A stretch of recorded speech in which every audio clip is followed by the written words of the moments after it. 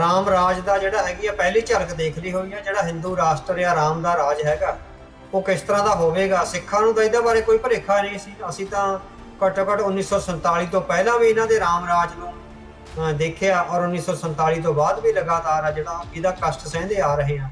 ਪਰ ਹਿੰਦੂ ਅਲੀਟ ਨੇ ਜਿਹੜੇ ਬਹੁਤ ਵੱਧ ਚੜ ਕੇ ਜਿਹੜਾ ਨਰਿੰਦਰ ਮੋਦੀ ਨੂੰ ਇੱਕ ਰੱਬ ਦਾ ਅਵਤਾਰ ਜਾਂ ਹੋਰ ਕਿਸੇ ਨਾਮਾਂ ਨਾਲ ਵਿੱਚ ਪੁਕਾਰ ਰਹੇ ਸੀ, ਅੱਜ ਉਹਨਾਂ ਦੇ ਸਾਹਮਣੇ ਜਦੋਂ ਵਿਪਤਾ ਖੜੀ ਹੋਈ ਆ।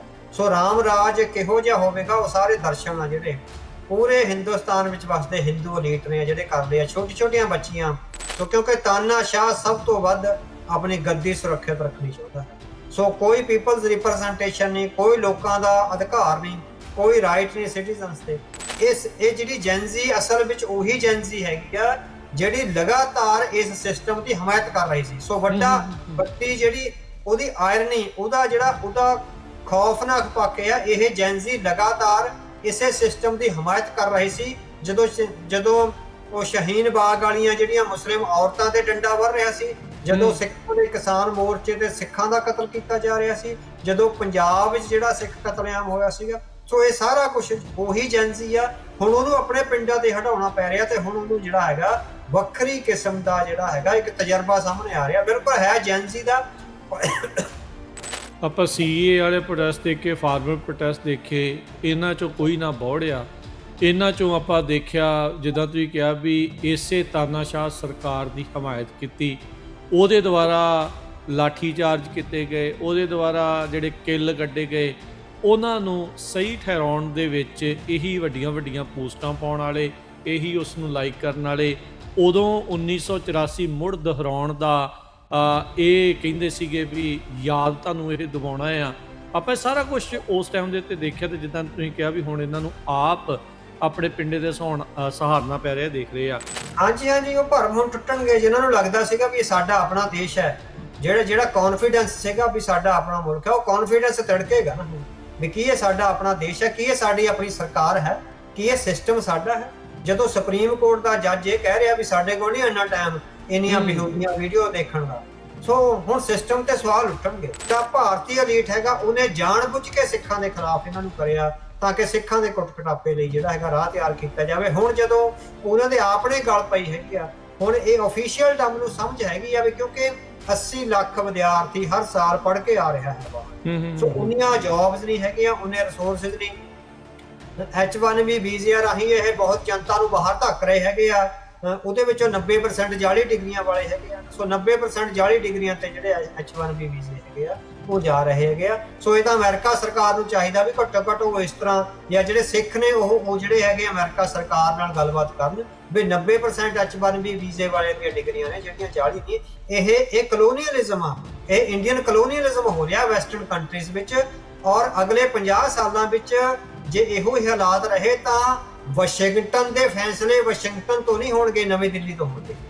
ਲੰਡਨ ਦੇ ਫੈਸਲੇ ਲੰਡਨ ਤੋਂ ਨਹੀਂ ਹੋਣਗੇ, ਨਵੀਂ ਦਿੱਲੀ ਤੋਂ ਹੋਣਗੇ। ਇਸੇ ਤਰ੍ਹਾਂ ਓਟਾਵਾ ਜਾਂ ਮੈਲਬਰਨ ਦੇ ਫੈਸਲੇ, ਇਹ ਇੰਡੀਅਨ ਕਲੋਨੀਅਲਿਜ਼ਮ ਆ ਜਿਹੜਾ ਡੈਲੀਬਰੇਟਲੀ ਕੀਤਾ ਜਾ ਰਿਹਾ ਹੈਗਾ। ਸੋ ਇੰਡੀਅਨ ਅਲੀਟ ਆ ਜਿਹੜਾ ਅਫੀਸ਼ੀਅਲ ਡਮ ਆ ਉਹ ਸਮਝ ਰਿਹਾ ਹੈਗਾ ਵੀ ਚੁਣੌਤੀ ਵਿਦਿਨ ਬਹੁਤ ਵੱਡੀ ਆਉਣੀ ਹੈਗੀ। ਸੋ ਇਸੇ ਕਰਕੇ ਉਹ ਆਪਣੇ IAS ਅਫਸਰਾਂ ਨੂੰ, ਪੁਲਿਸ ਅਫਸਰਾਂ ਨੂੰ ਇਹਦੇ ਬਾਰੇ ਸੁਚੇਤ ਕਰਦਾ ਜਾ ਰਿਹਾ। ਆਪਾਂ ਦੇਖਿਆ ਵੀ ਉੱਥੇ ਮੀਡੀਆ ਦੇ ਜ਼ਰੀਏ, ਬਹੁਤ ਸਾਰੀਆਂ ਮੂਵੀਜ਼ ਦੇ ਜ਼ਰੀਏ ਰਾਸ਼ਟਰਵਾਦ ਨੂੰ ਬੜਾ ਕੁੱਟ ਕੇ ਇਹਨਾਂ ਸਾਰੇ ਨਿਆਣਿਆਂ ਦੇ ਵਿੱਚ ਭਰਿਆ। ਮੇਨ ਜਿਹੜਾ ਉਹਨਾਂ ਮੂਵੀਜ਼ ਦਾ ਜਾਂ ਉਹਨਾਂ ਸਾਰਿਆਂ ਦਾ ਜਿਹੜਾ ਫੋਕਸ ਆ ਉਹ ਇਹੀ ਲੋਕ ਸੀਗੇ, ਇਹੀ ਜਿਹੜੀ ਉਹ ਜਨਰੇਸ਼ਨ ਸੀ ਵੀ ਇਹਨਾਂ ਦੇ ਜ਼ਰੀਏ ਇਹ ਚੀਜ਼ ਬਣਾ ਦਿਓ। ਇੱਕ ਮੈਨੂੰ ਕਮੇਡੀਅਨ ਦੀ ਗੱਲ ਯਾਦ ਆਉਂਦੀ ਆ, ਕਨਾਲ ਕਾਮਰਾ ਕਰਕੇ, ਕਹਿੰਦਾ ਵੀ ਜੇ ਪਾਕਿਸਤਾਨ ਨਾ ਹੁੰਦਾ ਤਾਂ ਕੀ ਇਹ ਸਾਰੇ ਰਾਸ਼ਟਰਵਾਦੀ ਹੁੰਦੇ, ਕੀ ਇਹ ਰਾਸ਼ਟਰਵਾਦ ਫਿਰ ਵੀ ਜਿਹੜਾ ਉਹ ਇਹਨਾਂ ਦੇ ਵਿੱਚ ਰਹਿੰਦਾ। ਜਿਹੜਾ ਕਿ ਔਰੰਗਜ਼ੇਬੀ ਰੂਹ ਚਾਹੀਦੀ ਆ ਜੋ ਕੁਝ ਟੈਲੀਵਿਜ਼ਨ ਚੈਨਲ ਤੇ ਬੋਲਿਆ ਜਾ ਰਿਹਾ ਉਹਨੂੰ ਸੁਣਨ ਲਈ। ਸੋ ਅਸੀਂ ਤਾਂ ਜਿਸ ਤਰ੍ਹਾਂ ਆਪਾਂ ਸੈਂਸਿਟਿਵ ਆਦਮੀ ਹੈਗੇ, ਆਪਾਂ ਤਾਂ 5-4 ਮਿੰਟ ਵੀ ਉਹ ਨਹੀਂ ਦੇਖ ਸਕਦੇ। ਹਾਂਜੀ, ਸੋ ਕਿਉਂਕਿ ਉਹ ਲਗਾਤਾਰ ਕੋਸ਼ਿਸ਼ ਕਰ ਰਹੇ ਆ। ਡੇਵਿਡ ਲੈਮੀ ਦੀ ਕਿਤਾਬ ਦਾ ਆਪਾਂ ਜ਼ਿਕਰ ਕਰਿਆ ਸੀ। ਜਿਹੜਾ ਭਾਰਤ ਦਾ ਐਜੂਕੇਸ਼ਨ ਸਿਸਟਮ ਆ ਉਹ ਓਪਨ ਐਜੂਕੇਸ਼ਨ ਸਿਸਟਮ ਨਹੀਂ, ਉਹ ਕਲੋਜ਼ਡ ਐਜੂਕੇਸ਼ਨ ਸਿਸਟਮ ਆ।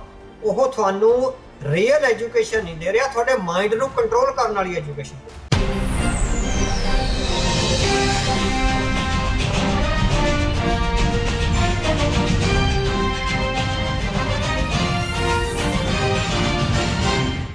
Punjabi radio USA, Punjabi TV USA ਦੇ ਉੱਤੇ ਆਪ ਸਭ ਦਾ ਸਵਾਗਤ ਹੈ। ਮੈਂ ਰਾਜਕਨਵੀਰ ਸਿੰਘ। ਪ੍ਰੋਗਰਾਮ ਪੰਥਕ ਪੈਰਾਡਾਈਮ ਦੇ ਵਿੱਚ ਸਭ ਨੂੰ ਜੀ ਆਇਆਂ ਨੂੰ ਆਖਦੇ ਹਾਂ। ਮੇਰੇ ਨਾਲ ਪੰਥਕ ਪੈਰਾਡਾਈਮ ਪ੍ਰੋਗਰਾਮ ਦੇ ਵਿੱਚ ਜੁੜ ਚੁੱਕੇ ਨੇ ਸਰਦਾਰ ਅਵਤਾਰ ਸਿੰਘ ਜੀ। ਅਵਤਾਰ ਸਿੰਘ ਜੀ, ਜੀ ਆਇਆਂ ਨੂੰ ਸਵਾਗਤ ਹੈ। ਵਾਹਿਗੁਰੂ ਜੀ ਕਾ ਖਾਲਸਾ, ਵਾਹਿਗੁਰੂ ਜੀ ਕਾ ਖਾਲਸਾ, ਵਾਹਿਗੁਰੂ ਜੀ ਕੀ ਫਤਿਹ। ਅੱਜ ਦੇ ਇਸ ਪ੍ਰੋਗਰਾਮ ਦੇ ਵਿੱਚ ਆਪਾਂ ਗੱਲਬਾਤ ਕਰਾਂਗੇ ਭਾਰਤ ਦੇ ਵਿੱਚ ਜੋ ਇਸ ਟਾਈਮ ਚੱਲ ਰਿਹਾ ਆ। ਨੀਟ ਦੇ ਜਿਹੜੀਆਂ ਉੱਥੇ ਪ੍ਰੀਖਿਆ ਹੁੰਦੀਆਂ ਆ, ਇਮਤਿਹਾਨ ਹੁੰਦੇ ਆ, ਉਹ ਪੇਪਰ ਲੀਕ ਹੋਏ। ਬਹੁਤ ਸਾਰੇ ਬੱਚਿਆਂ ਨੇ ਖੁਦਕੁਸ਼ੀਆਂ ਉਸ ਦੇ ਕਰਕੇ ਕਰ ਲਈਆਂ। ਇਹ ਕੋਈ ਪੇਪਰ ਲੀਕ ਪਹਿਲੀ ਵਾਰ ਉੱਥੇ ਨਹੀਂ ਹੋਏ। ਹਰ ਸਾਲ ਤਕਰੀਬਨ ਹਰ ਤਰ੍ਹਾਂ ਦੇ ਐਂਟਰੈਂਸ ਟੈਸਟ ਦੇ ਵਿੱਚ ਇਹੀ ਵਰਤਾਰਾ ਉੱਥੇ ਦੇਖਣ ਨੂੰ ਲਗਾਤਾਰ ਮਿਲ ਰਿਹਾ ਹੈਗਾ ਆ। ਵਿਦਿਆਰਥੀ ਪਰੇਸ਼ਾਨ ਨੇ, ਅਨਇੰਪਲੋਇਮੈਂਟ ਸਿਖਰਾਂ 'ਤੇ ਜਿਹੜੀ ਉਹ ਪਹੁੰਚੀ ਹੋਈ ਆ, ਅਤੇ ਜਿਹੜੇ ਨੌਜਵਾਨ ਆ ਉਹ ਬੇਸਹਾਰੇ ਜੇ ਆਪਣੇ ਆਪ ਨੂੰ ਉੱਥੇ ਮਹਿਸੂਸ ਕਰ ਰਹੇ ਆ ਵੀ ਅਸੀਂ ਕਰੀਏ ਕੀ। ਇਵੈਂਚੁਅਲੀ ਸੁਪਰੀਮ ਕੋਰਟ ਦਾ ਉੱਥੇ ਦਾ ਜਿਹੜਾ ਜਸਟਿਸ ਆ, ਉਹ ਇਹਨਾਂ ਵਿਦਿਆਰਥੀਆਂ ਨੂੰ, ਪ੍ਰੋਟੈਸਟ ਕਰਨ ਵਾਲਿਆਂ ਨੂੰ ਕਾਕਰੋਚ ਕਹਿੰਦਾ। ਉੱਥੋਂ ਕਾਕਰੋਚ ਜਨਤਾ ਪਾਰਟੀ ਇੱਕ ਬਣਦੀ ਆ। ਉਸ ਤੋਂ ਬਾਅਦ ਦੇ ਵਿੱਚ ਭੁੱਖ ਹੜਤਾਲਾਂ ਦਾ ਦੌਰ ਚੱਲਦਾ ਆ। ਉੱਥੇ ਭੁੱਖ ਹੜਤਾਲ ਕਰਨ ਵਾਲੇ ਨੂੰ ਸਰਕਾਰ ਜਿਹੜੀ ਉਹ ਚੱਕ ਕੇ ਲੈ ਜਾਂਦੀ ਆ। ਫਿਰ ਇਹ ਸੰਸਦ ਵੱਲ ਨੂੰ ਕੂਚ ਕਰਦੇ ਆ, ਪ੍ਰਦਰਸ਼ਨ ਹੋ ਰਹੇ ਆ, ਰੋਸ ਮੁਜ਼ਾਹਰੇ ਹੋ ਰਹੇ ਆ, ਅਤੇ ਅੱਗੋਂ ਜਿਹੜੀ ਇੱਕ ਅਥੋਰੀਟੇਰੀਅਨ ਰੂਲ ਹੁੰਦਾ ਆ, ਉੱਥੋਂ ਦੀ ਜਿਹੜੀ ਸਰਕਾਰ ਆ ਬਿਲਕੁਲ ਉਸੇ ਤਰੀਕੇ ਦਾ ਵਤੀਰਾ ਇਹਨਾਂ ਪ੍ਰੋਟੈਸਟਰਸ ਦੇ ਉਲਟ ਕਰ ਰਹੀ ਆ। ਇਹਨਾਂ ਵਿਦਿਆਰਥੀਆਂ ਨੂੰ ਅੰਨ੍ਹੇਵਾਹ ਜਿਹੜਾ ਉਹ ਕੁੱਟਿਆ ਜਾ ਰਿਹਾ। ਪੁਲਿਸ ਬਗੈਰ ਨਾਵਾਂ ਤੋਂ, ਨੇਮ ਪਲੇਟਾਂ ਤੋਂ ਉਹਨਾਂ ਦੇ ਉੱਤੇ ਅੰਨਾ ਤਸ਼ੱਦਦ ਇਸ ਟਾਈਮ ਕਰ ਰਹੀ ਆ। ਇਹ ਵਰਤਾਰਾ ਸਿੱਖਾਂ ਨੇ ਪਿਛਲੇ ਕਈ ਦਹਾਕਿਆਂ ਤੋਂ ਲਗਾਤਾਰ ਆਪਣੇ ਨੰਗੇ ਪਿੰਡਿਆਂ ਦੇ ਉੱਤੇ ਸਹਾਰਿਆ, ਅਤੇ ਅੱਜ ਉੱਥੇ ਦਾ ਜਿਹੜਾ ਸਟੂਡੈਂਟ ਆ, ਅੱਜ ਉੱਥੇ ਦਾ ਵਿਦਿਆਰਥੀ ਜਿਹੜਾ ਆ ਪੂਰੇ ਭਾਰਤ ਦਾ, ਉਸ ਨੂੰ ਇਸ ਦਾ ਸਾਹਮਣਾ ਕਰਨਾ ਲਗਾਤਾਰ ਪੈ ਰਿਹਾ ਆ। ਅਵਤਾਰ ਸਿੰਘ ਜੀ, ਸ਼ੁਰੂਆਤ ਕਰਦੇ ਹਾਂ ਵੀ ਭਾਰਤ ਵਿੱਚ ਜਿਹੜੇ ਇਸ ਟਾਈਮ ਖਾਸ ਕਰਕੇ ਇਹਨਾਂ ਵਿੱਚ ਬਹੁ ਗਿਣਤੀ ਹਿੰਦੂਆਂ ਦੀ ਆ, ਹਿੰਦੂ ਵਿਦਿਆਰਥੀ ਨੇ, ਇਹਨਾਂ ਦੇ ਨਾਲ ਹੁਣ ਜਿਹੜੀ ਇਹ ਬਦਸਲੂਕੀ ਹੋ ਰਹੀ ਆ, ਜਿਹੜੀ ਕੁੱਟਮਾਰ ਹੋ ਰਹੀ ਆ, ਜੋ ਇਹ ਸ਼ੁਰੂ ਹੋਇਆ ਆ ਕੰਮ, ਇਹਨੂੰ ਆਪਾਂ ਕਿਵੇਂ ਜਿਹੜਾ ਉਹ ਦੇਖਦੇ ਹਾਂ। ਖਾਸ ਕਰਕੇ ਇਸ ਸੰਦਰਭ ਦੇ ਵਿੱਚ ਵੀ ਦੱਸਣਾ ਵੀ ਭਾਰਤ ਦੇ ਇਰਦ ਗਿਰਦ ਇਹੀ ਜਨਰੇਸ਼ਨ ਦੇ ਲੋਕਾਂ ਨੇ ਰੈਵੋਲੂਸ਼ਨ ਵੀ ਬੜੇ ਕੀਤੇ ਆ।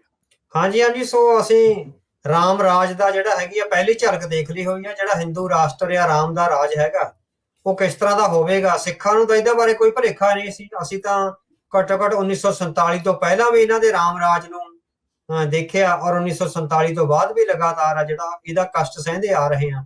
ਪਰ ਹਿੰਦੂ ਅਲੀਟ ਨੇ ਜਿਹੜੇ ਬਹੁਤ ਵੱਧ ਚੜ ਕੇ ਜਿਹੜਾ ਨਰਿੰਦਰ ਮੋਦੀ ਨੂੰ ਇੱਕ ਰੱਬ ਦਾ ਅਵਤਾਰ ਜਾਂ ਹੋਰ ਕਿਸੇ ਨਾਵਾਂ ਨਾਲ ਵਿੱਚ ਪੁਕਾਰ ਰਹੇ ਸੀ, ਅੱਜ ਉਹਨਾਂ ਦੇ ਸਾਹਮਣੇ ਜਦੋਂ ਵਿਪਤਾ ਖੜੀ ਹੋਈ ਹੈ।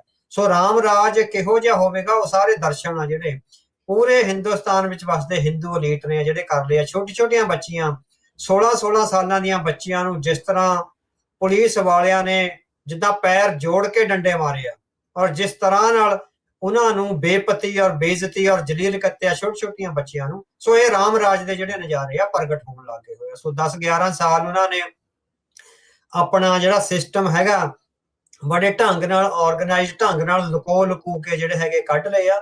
ਪਰ ਹੁਣ ਕਿਉਂਕਿ ਚੈਲੰਜ ਆ ਜਿਹੜਾ ਚੈਲੰਜ ਵਿਦਿਨ ਆ ਜਿਹੜਾ ਉਹ ਆ ਰਿਹਾ ਹੈਗਾ, ਸੋ ਉਹਦੇ ਚੋਂ ਜਿਹੜੀ ਤਾਨਾਸ਼ਾਹੀ ਬਿਰਤੀ ਆ, ਸੋ ਤਾਨਾਸ਼ਾਹ ਦਾ ਕੋਈ ਧਰਮ ਨਹੀਂ ਹੁੰਦਾ।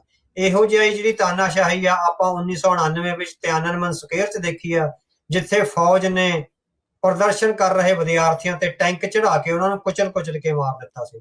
ਸੋ ਇਹ ਤਿਆਨਨਮਨ ਸਕੁਏਅਰ ਦਾ ਪਹਿਲੀ ਝਲਕ ਆ ਜਿਹੜੀ ਦਿੱਲੀ ਵਿੱਚ ਜੰਤਰ ਮੰਤਰ ਤੇ ਦੇਖੀ ਗਈ ਆ। ਸੋ ਆਉਣ ਵਾਲੇ ਸਮੇਂ ਵਿੱਚ ਟੈਂਕ ਚੱਲਣਗੇ, ਗੋਲੀਆਂ ਚੱਲਣਗੀਆਂ, ਔਰ ਸਾਰਾ ਕੁਛ ਆ ਜੋ ਚੀਨ ਵਿੱਚ ਹੋਇਆ ਹੈ। ਸੋ ਕਿਉਂਕਿ ਤਾਨਾਸ਼ਾਹ ਸਭ ਤੋਂ ਵੱਧ ਆਪਣੀ ਗੱਦੀ ਸੁਰੱਖਿਅਤ ਰੱਖਣੀ ਚਾਹੁੰਦਾ ਹੈ। ਸੋ ਕੋਈ ਪੀਪਲਜ਼ ਰਿਪਰੈਜ਼ੈਂਟੇਸ਼ਨ ਨਹੀਂ, ਕੋਈ ਲੋਕਾਂ ਦਾ ਅਧਿਕਾਰ ਨਹੀਂ, ਕੋਈ ਰਾਈਟ ਨਹੀਂ ਸਿਟੀਜ਼ਨਸ ਤੇ। ਸੋ ਰਾਮ ਰਾਜ ਕਿਹੋ ਜਿਹਾ ਹੋਵੇਗਾ, ਉਹ ਜਿਹੜਾ ਹੈਗਾ ਪੁਲਿਸ ਨੇ ਛੋਟੀਆਂ ਬੱਚੀਆਂ, ਪੜ੍ਹੇ ਲਿਖੇ ਬੱਚੇ, ਨੌਜਵਾਨਾਂ ਤੇ ਜੋ ਤਸ਼ੱਦਦ ਕਰਕੇ ਦਿਖਾਇਆ ਹੈ, ਉਹਨੇ ਸਪਸ਼ਟ ਕਰ ਦਿੱਤਾ ਹੈ ਵੀ ਜਿਸ ਰਾਮ ਰਾਜ ਲਈ ਜਿਹੜੇ ਭਾਰਤ ਦੇ ਹਿੰਦੂ ਵੱਧ ਚੜ ਕੇ ਹਿੱਸਾ ਲੈ ਰਹੇ ਸੀ, ਉਹਦਾ ਜਿਹੜਾ ਕਰੂਪ ਚਿਹਰਾ ਹੈ ਉਹ ਸਾਰਿਆਂ ਦੇ ਸਾਹਮਣੇ, ਅੱਖਾਂ ਦੇ ਸਾਹਮਣੇ, ਸਾਰੇ ਸੋਸ਼ਲ ਮੀਡੀਆ ਦੇ ਸਾਹਮਣੇ ਹੈਗਾ, ਜਿਹੜਾ ਉਹ ਅਨਫੋਲਡ ਹੋਣਾ ਸ਼ੁਰੂ ਹੋ ਗਿਆ।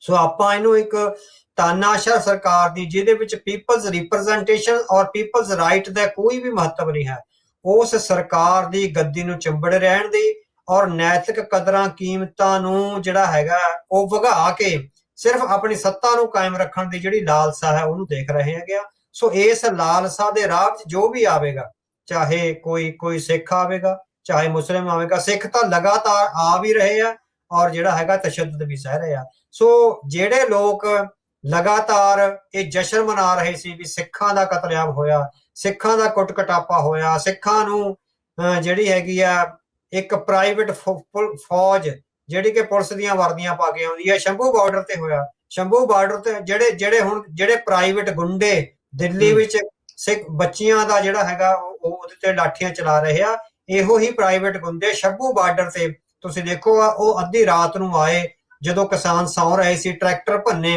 ਲਗਭਗ 150 ਸਿੱਖ ਨੌਜਵਾਨ ਤੇ ਬਜ਼ੁਰਗਾਂ ਨੂੰ ਜ਼ਖਮੀ ਕਰਿਆ। ਇਹ ਪੁਲਿਸ ਨਹੀਂ ਸੀ, ਇਹ ਪ੍ਰਾਈਵੇਟ ਸੈਨਾ ਸੀ। ਸੋ ਇਹ ਪ੍ਰਾਈਵੇਟ ਸੈਨਾ ਨੂੰ ਕੌਣ ਆਰਗੇਨਾਈਜ਼ ਕਰ ਰਿਹਾ? ਉਹੀ ਤੁਸੀਂ ਦੇਖਿਆ ਵੀ ਬਿਨਾਂ ਵਰਦੀ ਤੋਂ ਸਧਾਰਨ ਕੱਪੜਿਆਂ ਵਿੱਚ ਟੋਪੀਆਂ ਪਾਈਆਂ ਹੋਈਆਂ ਤਾਂ ਕਿ ਪਛਾਣੇ ਨਾ ਜਾਓ। ਸੋ ਇਹ ਲਗਾਤਾਰ ਵਰਤਾਰੇ ਆ ਜਿਹੜੇ ਵਾਪਰਨਗੇ। ਸੋ ਇਹ ਪਹਿਲੀ ਝਲਕ ਹੈ ਤਿਆਨਨਮਨ ਸਕੁਏਅਰ ਦੀ ਤੇ ਪਹਿਲੀ ਹੀ ਝਲਕ ਹੈ ਰਾਮ ਰਾਜ ਦੀ, ਵੀ ਰਾਮ ਰਾਜ ਕਿਹੋ ਜਿਹਾ ਹੋਵੇਗਾ। ਉਹਦੇ ਜਿਹੜੇ ਦਰਸ਼ਨ ਆ ਹੁਣ ਭਾਰਤ ਦੇ ਜਿਹੜਾ ਅਪਰ ਕਾਸਟ ਹਿੰਦੂ ਆ ਉਹਨੂੰ ਜਿਹੜੇ ਹੋਣੇ ਆ ਸ਼ੁਰੂ ਹੋ ਗਏ। ਬੜੇ ਚਿਰ ਤੋਂ ਉੱਥੇ ਲੋਕ ਇਹ ਕਹਿ ਰਹੇ ਸੀਗੇ ਵੀ ਤੁਸੀਂ ਆਪਣੇ ਨਿਆਣਿਆਂ ਨੂੰ ਇੱਕ ਵਾਇਲੈਂਟ ਜਿਹੜੀ ਸਰਕਾਰ ਆ ਉਸ ਦੀ ਪੈਰਵਾਈ ਕਰਨ ਦੇ ਵਿੱਚ ਲਾਇਆ ਹੋਇਆ ਆ, ਉਹਨਾਂ ਨੂੰ ਰੁਜ਼ਗਾਰ ਵਾਲੇ ਪਾਸੇ, ਉਹ ਸਾਰੀਆਂ ਚੀਜ਼ਾਂ ਪਾਸੇ ਆਮ ਨੁਕਤਿਆਂ ਤੋਂ ਦੂਰ ਕਰਕੇ ਹਿੰਦੂ ਮੁਸਲਿਮ ਜਾਂ ਮੈਜੋਰਟੀ ਮਿਨੋਰਟੀ ਜਾਂ ਹਿੰਦੂ ਸਿੱਖ ਇਹ ਸਾਰੇ ਮਸਲਿਆਂ ਦੇ ਵਿੱਚ ਜਿਹੜਾ ਤੁਸੀਂ ਉਲਝਾ ਲਿਆ ਤੇ ਇਵੈਂਚੁਅਲੀ ਇਹ ਚੀਜ਼ ਜਿਹੜੀ ਹੋਣੀ ਆ। ਇਹ ਅਵਤਾਰ ਸਿੰਘ ਜੀ ਦੱਸਿਓ ਵੀ ਕੀ ਇਹ ਵਾਕਿਆ ਹੀ ਇਹ ਜੈਨ ਜ਼ੀ ਰੈਵੋਲੂਸ਼ਨ ਵਾਂਗ ਹੀ ਹੈਗਾ ਆ ਇਹ ਜੋ ਇਸ ਟਾਈਮ ਉੱਥੇ ਜਿਹੜਾ ਪ੍ਰੋਟੈਸਟ ਉੱਥੇ ਜਿਹੜਾ ਚੱਲ ਰਿਹਾ ਆ, ਜਾਂ ਇਹਨੂੰ ਕਿਸੇ ਹੋਰ ਨਜ਼ਰੇ ਵੀ ਦੇਖਣਾ ਚਾਹੀਦਾ? ਨਹੀਂ, ਜਿਹੜਾ ਪੀੜਿਆ ਜਾ ਰਿਹਾ ਉਹ ਤਾਂ ਨੌਜਵਾਨ ਹੀ ਪੀੜਿਆ ਜਾ ਰਿਹਾ, ਪੜ੍ਹਿਆ ਲਿਖਿਆ ਨੌਜਵਾਨ ਪੀੜਿਆ ਜਾ ਰਿਹਾ। ਇਹ ਦੋ ਤਰ੍ਹਾਂ ਦੇ ਪ੍ਰਦਰਸ਼ਨ ਅੱਗੇ ਆਪਾਂ ਦੇਖਾਂਗੇ ਵੀ ਦੋ ਤਰ੍ਹਾਂ ਦੇ ਲੋਕ ਪੀੜੇ ਜਾ ਰਹੇ ਆ। ਇੱਕ ਤਾਂ ਜਿਹੜਾ ਮਿਡਲ ਕਲਾਸ ਹੈਗੀ ਆ, ਮਿਡਲ ਕਲਾਸ ਦਾ ਨੌਜਵਾਨ ਜਿਹਦੀਆਂ ਐਂਬੀਸ਼ਨਸ ਜ਼ਿਆਦੇ ਆ, ਜਿਹਨੇ ਪੜ੍ਹਾਈ ਵਧੀਆ ਜਿੱਦਾਂ ਸਕੂਲਾਂ ਕਾਲਜਾਂ ਵਿੱਚ ਕਰ ਲਈ, ਘਰੋਂ ਵੀ ਜਿਹੜਾ ਹੈਗਾ ਠੀਕ ਠਾਕ ਹੈਗਾ, ਕੋਈ ਇੰਨੀ ਜ਼ਿਆਦਾ ਗਰੀਬੀ ਨਹੀਂ ਹੈ, ਹਨਾ। ਸੋ ਪਰ ਹੁਣ ਰੁਜ਼ਗਾਰ ਦੇ ਮੌਕੇ, ਪਾਰਟਿਸਿਪੇਸ਼ਨ ਇਨ ਪੋਲਿਟਿਕਸ, ਕਿਉਂਕਿ ਪੋਲਿਟਿਕਸ ਦਾ ਸਰੂਪ ਬਦਲ ਗਿਆ। 21ਵੀਂ ਸਦੀ ਦੀ ਪੋਲਿਟਿਕਸ 18ਵੀਂ ਸਦੀ ਵਾਲੀ ਪੋਲਿਟਿਕਸ ਨਹੀਂ ਰਹੀ। ਹੁਣ ਜਿਹੜੀ ਪੀਪਲਸ ਪਾਰਟਿਸਿਪੇਸ਼ਨ ਆ ਉਹ ਬਹੁਤ ਜ਼ਿਆਦਾ ਡਿਮਾਂਡਿੰਗ ਆ ਜਿਹੜੀ ਹੋ ਗਈ ਹੋਈ ਆ। ਸੋ ਜਿਹੜੇ ਵੀ ਸਿਸਟਮ ਪੀਪਲਸ ਪਾਰਟਿਸਿਪੇਸ਼ਨ ਔਰ ਲੋਕਾਂ ਦੀ ਔਰ ਖਾਸ ਕਰਕੇ ਨੌਜਵਾਨਾਂ ਦੀ ਸਲਾਹ ਤੋਂ ਬਿਨਾਂ ਚੱਲਣਗੇ, ਉਹ ਜਿਹੜੇ ਹੈਗੇ ਆ ਉਹਨਾਂ ਨੂੰ ਚੁਣੌਤੀ ਦਾ ਸਾਹਮਣਾ ਕਰਨਾ ਪਵੇਗਾ। ਬਿਲਕੁਲ ਠੀਕ ਹੈ, ਨੌਜਵਾਨ ਪੀੜ੍ਹੀ ਹੈ ਜਿਹੜੀ ਉਹ ਅੱਗੇ ਆਇਆ, ਜੈਨ ਜ਼ੀ ਦਾ ਪ੍ਰਦਰਸ਼ਨ ਤਾਂ ਇਹ ਹੈ, ਹਨਾ। ਸੋ ਕਿਉਂਕਿ ਚੁਣੌਤੀਆਂ ਹੁਣ ਉਹਨਾਂ ਦੀ ਲਾਈਫ ਦੇ ਸਾਹਮਣੇ ਆ। ਘਰ ਕਿੱਦਾਂ ਲੈਣੇ ਆ, ਉਹਦੀਆਂ EMIs ਕਿੱਦਾਂ ਭਰਨੀਆਂ, ਇੰਸਟਾਲਮੈਂਟਸ ਕਿੱਦਾਂ ਭਰਨੀਆਂ, ਮੌਰਗੇਜ ਕਿੱਥੋਂ ਆਉਣੀਆਂ। ਸੋ ਉਸ ਲੈਵਲ ਦਾ ਜਿਹੜਾ ਲਾਈਫ ਸਟੈਂਡਰਡ ਆ ਜਿਹੜਾ ਹੁਣ ਤੱਕ ਮੇਨਟੇਨ ਕੀਤਾ ਆ ਰਿਹਾ ਹੈ। ਚਲੋ ਉਹਨਾਂ ਦੇ ਬਜ਼ੁਰਗਾਂ ਦੀਆਂ ਤਨਖਾਹਾਂ ਸੀ, ਸਰਕਾਰੀ ਨੌਕਰੀਆਂ ਤੇ ਸੀ, ਆਇਆ ਇੰਨੀ ਵੱਡੀ ਪੀੜ੍ਹੀ ਨੂੰ ਸਰਕਾਰੀ ਨੌਕਰੀਆਂ ਹੈ ਨੇ, ਉਹਨਾਂ ਲਈ ਪ੍ਰੋਫੈਸ਼ਨਲ ਕੋਰਸਿਸ ਹੈ ਨੇ। ਹੁਣ ਪ੍ਰੋਫੈਸ਼ਨਲ ਕੋਰਸਿਸ ਦੇ ਤਾਂ ਪੇਪਰ ਲੀਕ ਹੋ ਰਹੇ ਆ, ਉਹ ਫਿਰ ਜਿਹੜੇ ਸੱਤਾਧਾਰੀ ਆ ਜਾਂ ਅਫਸਰਸ਼ਾਹੀ ਆ ਉਹਨਾਂ ਦੇ ਬੱਚੇ ਹੀ ਜਿਹੜੇ ਹੈਗੇ ਸੈਟਲ ਹੋ ਰਹੇ ਆ। ਜਿਹੜੇ ਬਾਕੀ ਪੜ੍ਹੇ ਲਿਖੇ ਲੋਕ ਨੇ ਉਹ ਵਿਚਾਰੇ, ਇਹ ਬਹੁਤ ਵੱਡੀ ਚੁਣੌਤੀ ਆਉਣੀ ਆ ਨਾ, ਵੀ ਨਾ ਤਾਂ ਉਹਨਾਂ ਤੋਂ ਟੈਕਸੀਆਂ ਚੱਲਣੀਆਂ, ਨਾ ਉਹਨਾਂ ਤੋਂ ਫੈਕਟਰੀਆਂ ਵਿੱਚ ਜਿਹੜਾ ਹੈਗਾ ਉਹ ਕੰਮ ਹੋਣਾ ਹੈ। ਸੋ ਇਹ ਜੈਨ ਜ਼ੀ ਦਾ ਹੀ ਪ੍ਰਦਰਸ਼ਨ ਹੈ। ਪਰ ਇਹ ਜਿਹੜਾ ਹੈਗਾ ਇਹ ਜਿਹੜੀ ਜੈਨ ਜ਼ੀ ਅਸਲ ਵਿੱਚ ਉਹੀ ਜੈਨ ਜ਼ੀ ਹੈਗੀ ਆ ਜਿਹੜੀ ਲਗਾਤਾਰ ਇਸ ਸਿਸਟਮ ਦੀ ਹਮਾਇਤ ਕਰ ਰਹੀ ਸੀ। ਸੋ ਵੱਡੀ ਜਿਹੜੀ ਉਹਦੀ ਆਇਰਨੀ, ਉਹਦਾ ਖੌਫਨਾਕ ਪੱਖ ਆ, ਇਹ ਜੈਨ ਜ਼ੀ ਲਗਾਤਾਰ ਇਸੇ ਸਿਸਟਮ ਦੀ ਹਮਾਇਤ ਕਰ ਰਹੇ ਸੀ। ਜਦੋਂ ਉਹ ਸ਼ਹੀਨ ਬਾਗ ਵਾਲੀਆਂ ਜਿਹੜੀਆਂ ਮੁਸਲਿਮ ਔਰਤਾਂ ਤੇ ਡੰਡਾ ਵਰ ਰਿਹਾ ਸੀ, ਜਦੋਂ ਸਿੱਖਾਂ ਦੇ ਕਿਸਾਨ ਮੋਰਚੇ ਤੇ ਸਿੱਖਾਂ ਦਾ ਕਤਲ ਕੀਤਾ ਜਾ ਰਿਹਾ ਸੀ, ਜਦੋਂ ਪੰਜਾਬ ਵਿੱਚ ਜਿਹੜਾ ਸਿੱਖ ਕਤਲੇਆਮ ਹੋਇਆ ਸੀਗਾ। ਸੋ ਇਹ ਸਾਰਾ ਕੁਝ ਉਹੀ ਜੈਨ ਜ਼ੀ ਆ। ਹੁਣ ਉਹਨੂੰ ਆਪਣੇ ਪਿੰਡਾਂ ਤੇ ਹਟਾਉਣਾ ਪੈ ਰਿਹਾ ਤੇ ਹੁਣ ਉਹਨੂੰ ਜਿਹੜਾ ਹੈਗਾ ਵੱਖਰੀ ਕਿਸਮ ਦਾ ਜਿਹੜਾ ਹੈਗਾ ਇੱਕ ਤਜਰਬਾ ਸਾਹਮਣੇ ਆ ਰਿਹਾ। ਬਿਲਕੁਲ ਹੈ ਜੈਨ ਜ਼ੀ ਦਾ, ਪਰ ਇਹ ਅੱਗੇ ਕਿੰਨਾ ਵੱਧਦਾ ਹੈ ਆਇਆ, ਉਹ ਸਮਰੱਥਾ ਹੈਗੀ ਆ ਇਹਨਾਂ ਦੀ ਰਾਜਨੀਤੀਵਾਨਾਂ ਵਿੱਚ, ਉਹ ਦੇਖਣ ਵਾਲੀ ਗੱਲ। ਬਿਲਕੁਲ। ਆਪਾਂ CA ਵਾਲੇ ਪ੍ਰੋਟੈਸਟ ਦੇਖੇ, ਫਾਰਮਰ ਪ੍ਰੋਟੈਸਟ ਦੇਖੇ, ਇਹਨਾਂ ਚੋਂ ਕੋਈ ਨਾ ਬੌੜਿਆ। ਇਹਨਾਂ ਚੋਂ ਆਪਾਂ ਦੇਖਿਆ ਜਿੱਦਾਂ ਤੁਸੀਂ ਕਿਹਾ ਵੀ ਇਸੇ ਤਾਨਾਸ਼ਾਹ ਸਰਕਾਰ ਦੀ ਹਮਾਇਤ ਕੀਤੀ, ਉਹਦੇ ਦੁਆਰਾ ਲਾਠੀ ਚਾਰਜ ਕੀਤੇ ਗਏ, ਉਹਦੇ ਦੁਆਰਾ ਜਿਹੜੇ ਕਿੱਲ ਕੱਢੇ ਗਏ, ਉਹਨਾਂ ਨੂੰ ਸਹੀ ਠਹਿਰਾਉਣ ਦੇ ਵਿੱਚ ਇਹੀ ਵੱਡੀਆਂ ਵੱਡੀਆਂ ਪੋਸਟਾਂ ਪਾਉਣ ਵਾਲੇ, ਇਹੀ ਉਸ ਨੂੰ ਲਾਈਕ ਕਰਨ ਵਾਲੇ, ਉਦੋਂ 1984 ਮੁੜ ਦੁਹਰਾਉਣ ਦਾ ਇਹ ਕਹਿੰਦੇ ਸੀਗੇ ਵੀ ਯਾਦ ਤੁਹਾਨੂੰ ਇਹ ਦਿਵਾਉਣਾ ਆ। ਆਪਾਂ ਸਾਰਾ ਕੁਝ ਉਸ ਟਾਈਮ ਦੇ ਉੱਤੇ ਦੇਖਿਆ ਤੇ ਜਿੱਦਾਂ ਤੁਸੀਂ ਕਿਹਾ ਵੀ ਹੁਣ ਇਹਨਾਂ ਨੂੰ ਆਪ ਆਪਣੇ ਪਿੰਡੇ ਦੇ ਸਹਾਰਨਾ ਪੈ ਰਿਹਾ ਦੇਖ ਰਹੇ ਆ।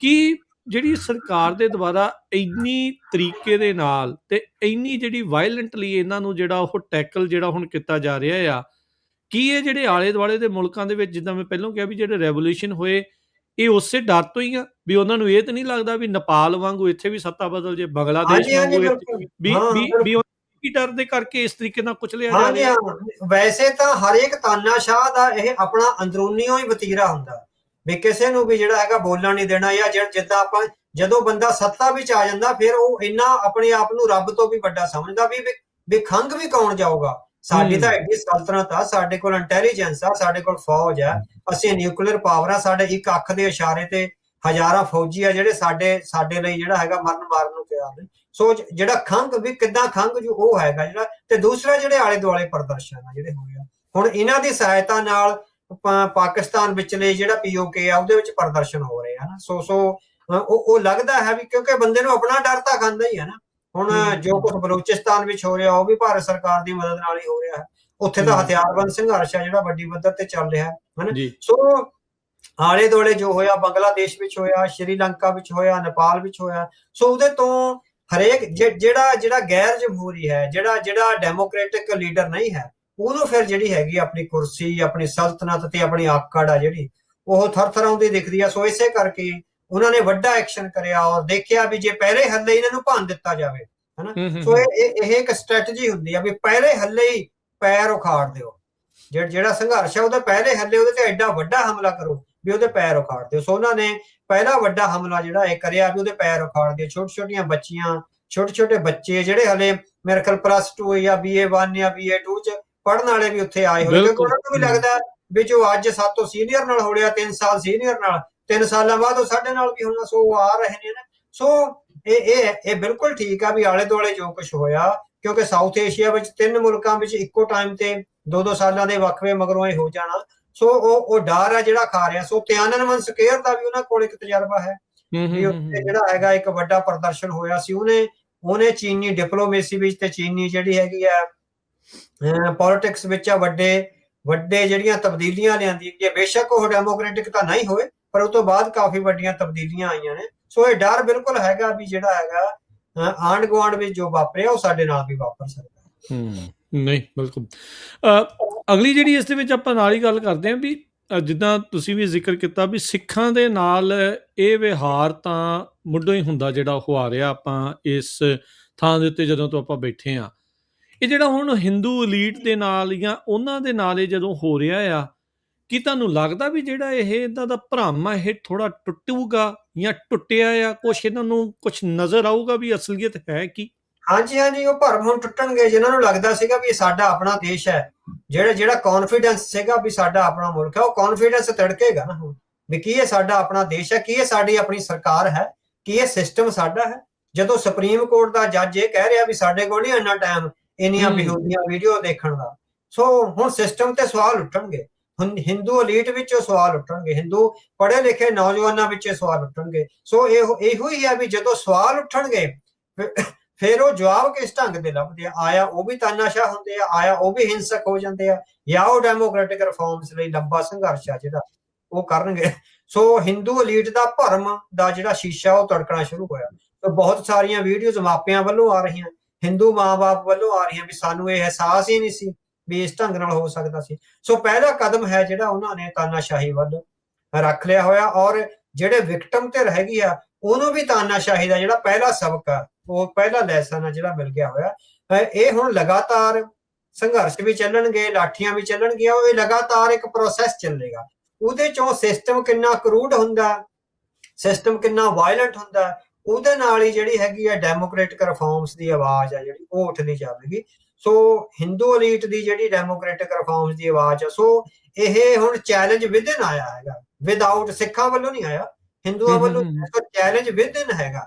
ਸੋ ਇਸ ਵਿਦਨ ਚੈਲੰਜ ਨੂੰ ਜਿਹੜੇ ਵਿਦਨ ਦੇ ਲੀਡਰ ਹੈਗੇ ਆ, ਜਿਹੜਾ ਪੋਲੀਟੀਕਲ ਐਲੀਟ ਹੈਗਾ, ਉਹ ਵਿਦਨ ਚੈਲੰਜ ਨੂੰ ਕੀ ਆਇਆ ਉਨੇ ਹੀ ਖਤਰਨਾਕ ਢੰਗ ਨਾਲ ਰਿਸਪੌਂਡ ਕਰਦਾ ਜਿੰਨੇ ਖਤਰਨਾਕ ਢੰਗ ਨਾਲ ਉਹ ਸਿੱਖਾਂ ਤੇ ਮੁਸਲਮਾਨਾਂ ਨੂੰ ਕਰਦਾ, ਜਾਂ ਉਹ ਹਿੰਦੂ ਨੌਜਵਾਨਾਂ ਲਈ ਜਿਹੜਾ ਹੈਗਾ ਉਹ ਕੋਈ ਵੱਖਰਾ ਰਾਹ ਅਖਤਿਆਰ ਕਰੇਗਾ। ਆਇਆ ਹਾਲ ਦੀ ਘੜੀ ਉਹਦਾ ਜਿਹੜਾ ਹੈਗਾ ਸਿੱਖਿਆ ਮੰਤਰੀ ਦਾ ਅਸਤੀਫਾ ਦੇ ਕੇ ਬਲੀ ਦੇ ਕੇ ਜਿਹੜੀ ਹੈਗੀ ਆ ਉਹ ਗੱਲ ਟਪਾ ਦਿੱਤੀ ਜਾਊਗੀ। ਸੋ ਹੂੰ ਪਰ ਕਿਉਂਕਿ ਚੈਲੰਜ ਲਗਾਤਾਰ ਆਉਣੇ ਆ, ਅੱਜ ਸਿੱਖਿਆ ਮੰਤਰੀ ਦਾ ਅਸਤੀਫਾ ਆ ਗਿਆ, ਕੱਲ ਨੂੰ ਹੋਰ ਚੈਲੰਜਸ ਆ ਜਿਹੜੇ ਉਹ ਆਉਣੇ ਹੈਗੇ ਆ। ਸੋ ਇਹ ਉਹ ਹਿੰਦੂ ਅਲੀਟ ਲਈ ਜਿਹੜੀ ਹੈਗੀ ਆ ਇੱਕ ਲੰਬੀ ਲੜਾਈ ਹੋਵੇਗੀ। ਸੋ ਜਿੰਨੀ ਸਟੇਟ ਬਰੂਟਲ ਹੁੰਦੀ ਜਾਵੇਗੀ, ਹਿੰਦੂ ਅਲੀਟ ਦਾ ਇਹ ਡਿਪੈਂਡ ਕਰੂਗਾ ਵੀ ਉਹ ਸੰਘਰਸ਼ ਨੂੰ ਜਿਹੜਾ ਹੈਗਾ ਉਹ ਡੈਮੋਕ੍ਰੈਟਿਕ ਰੱਖ ਪਾਉਂਦੇ ਆ, ਵਾਇਲੈਂਸ ਤੋਂ ਬਿਨਾਂ ਕੀ ਅੱਗੇ ਵੱਧ ਸਕਦੇ ਹੈਗੇ ਆ। ਇਹ ਜਿਹੜੀ ਹੈਗੀ ਆ ਉਹਨਾਂ ਦੀ ਪਰਖ ਦੀ ਘੜੀ ਹੋਵੇਗੀ। ਬਿਲਕੁਲ। ਆਪਣੇ ਆਪ ਨੂੰ ਇੱਕ ਡੈਮੋਕ੍ਰੇਟ ਮੁਲਕ ਕਹਿ ਦੇਣਾ ਤੇ ਅਸਲੀ ਡੈਮੋਕ੍ਰੇਸੀ ਦੇ ਵਿਸ਼ਵਾਸ ਕਰਨ ਦੇ ਵਿੱਚ ਬੜਾ ਵੱਡਾ ਫਰਕ ਹੁੰਦਾ, ਤੇ ਉਹ ਅੰਤਰ ਆਪਾਂ ਨੂੰ ਨਜ਼ਰ ਆ ਰਿਹਾ ਅੱਜ। ਅਵਤਾਰ ਸਿੰਘ ਜੀ, ਆਪਾਂ ਇਹ ਕਹਿ ਸਕਦੇ ਹਾਂ ਵੀ ਜੇ ਹਾਲਾਤ ਬਣੇ ਆ ਤੇ ਇਹਨਾਂ ਦੇ ਵਿੱਚ ਕਾਰਨ ਇਹ ਸਾਰੇ ਲੋਕ ਆਪ ਸ਼ਾਮਲ ਨੇ। ਜਦੋਂ ਇਹ ਸਰਕਾਰ ਆਪ ਮੁਹਾਰੇ ਤਾਨਾਸ਼ਾਹੀ ਵਤੀਰਾ ਬਾਕੀਆਂ ਦੇ ਨਾਲ ਕਰ ਰਹੀ ਸੀ, ਇਹ ਸਿਰਫ ਮੂਕ ਦਰਸ਼ਕ ਹੀ ਨਹੀਂ ਬਣੇ, ਇਹਨਾਂ ਨੇ ਸਗੋਂ ਹੁਲਾਰਾ ਦਿੱਤਾ ਉਸ ਸਰਕਾਰ ਨੂੰ ਵੀ ਤੁਸੀਂ ਜਿੱਦਾਂ ਜੋ ਕਰਨਾ ਹੈ ਉਹ ਕਰੋ।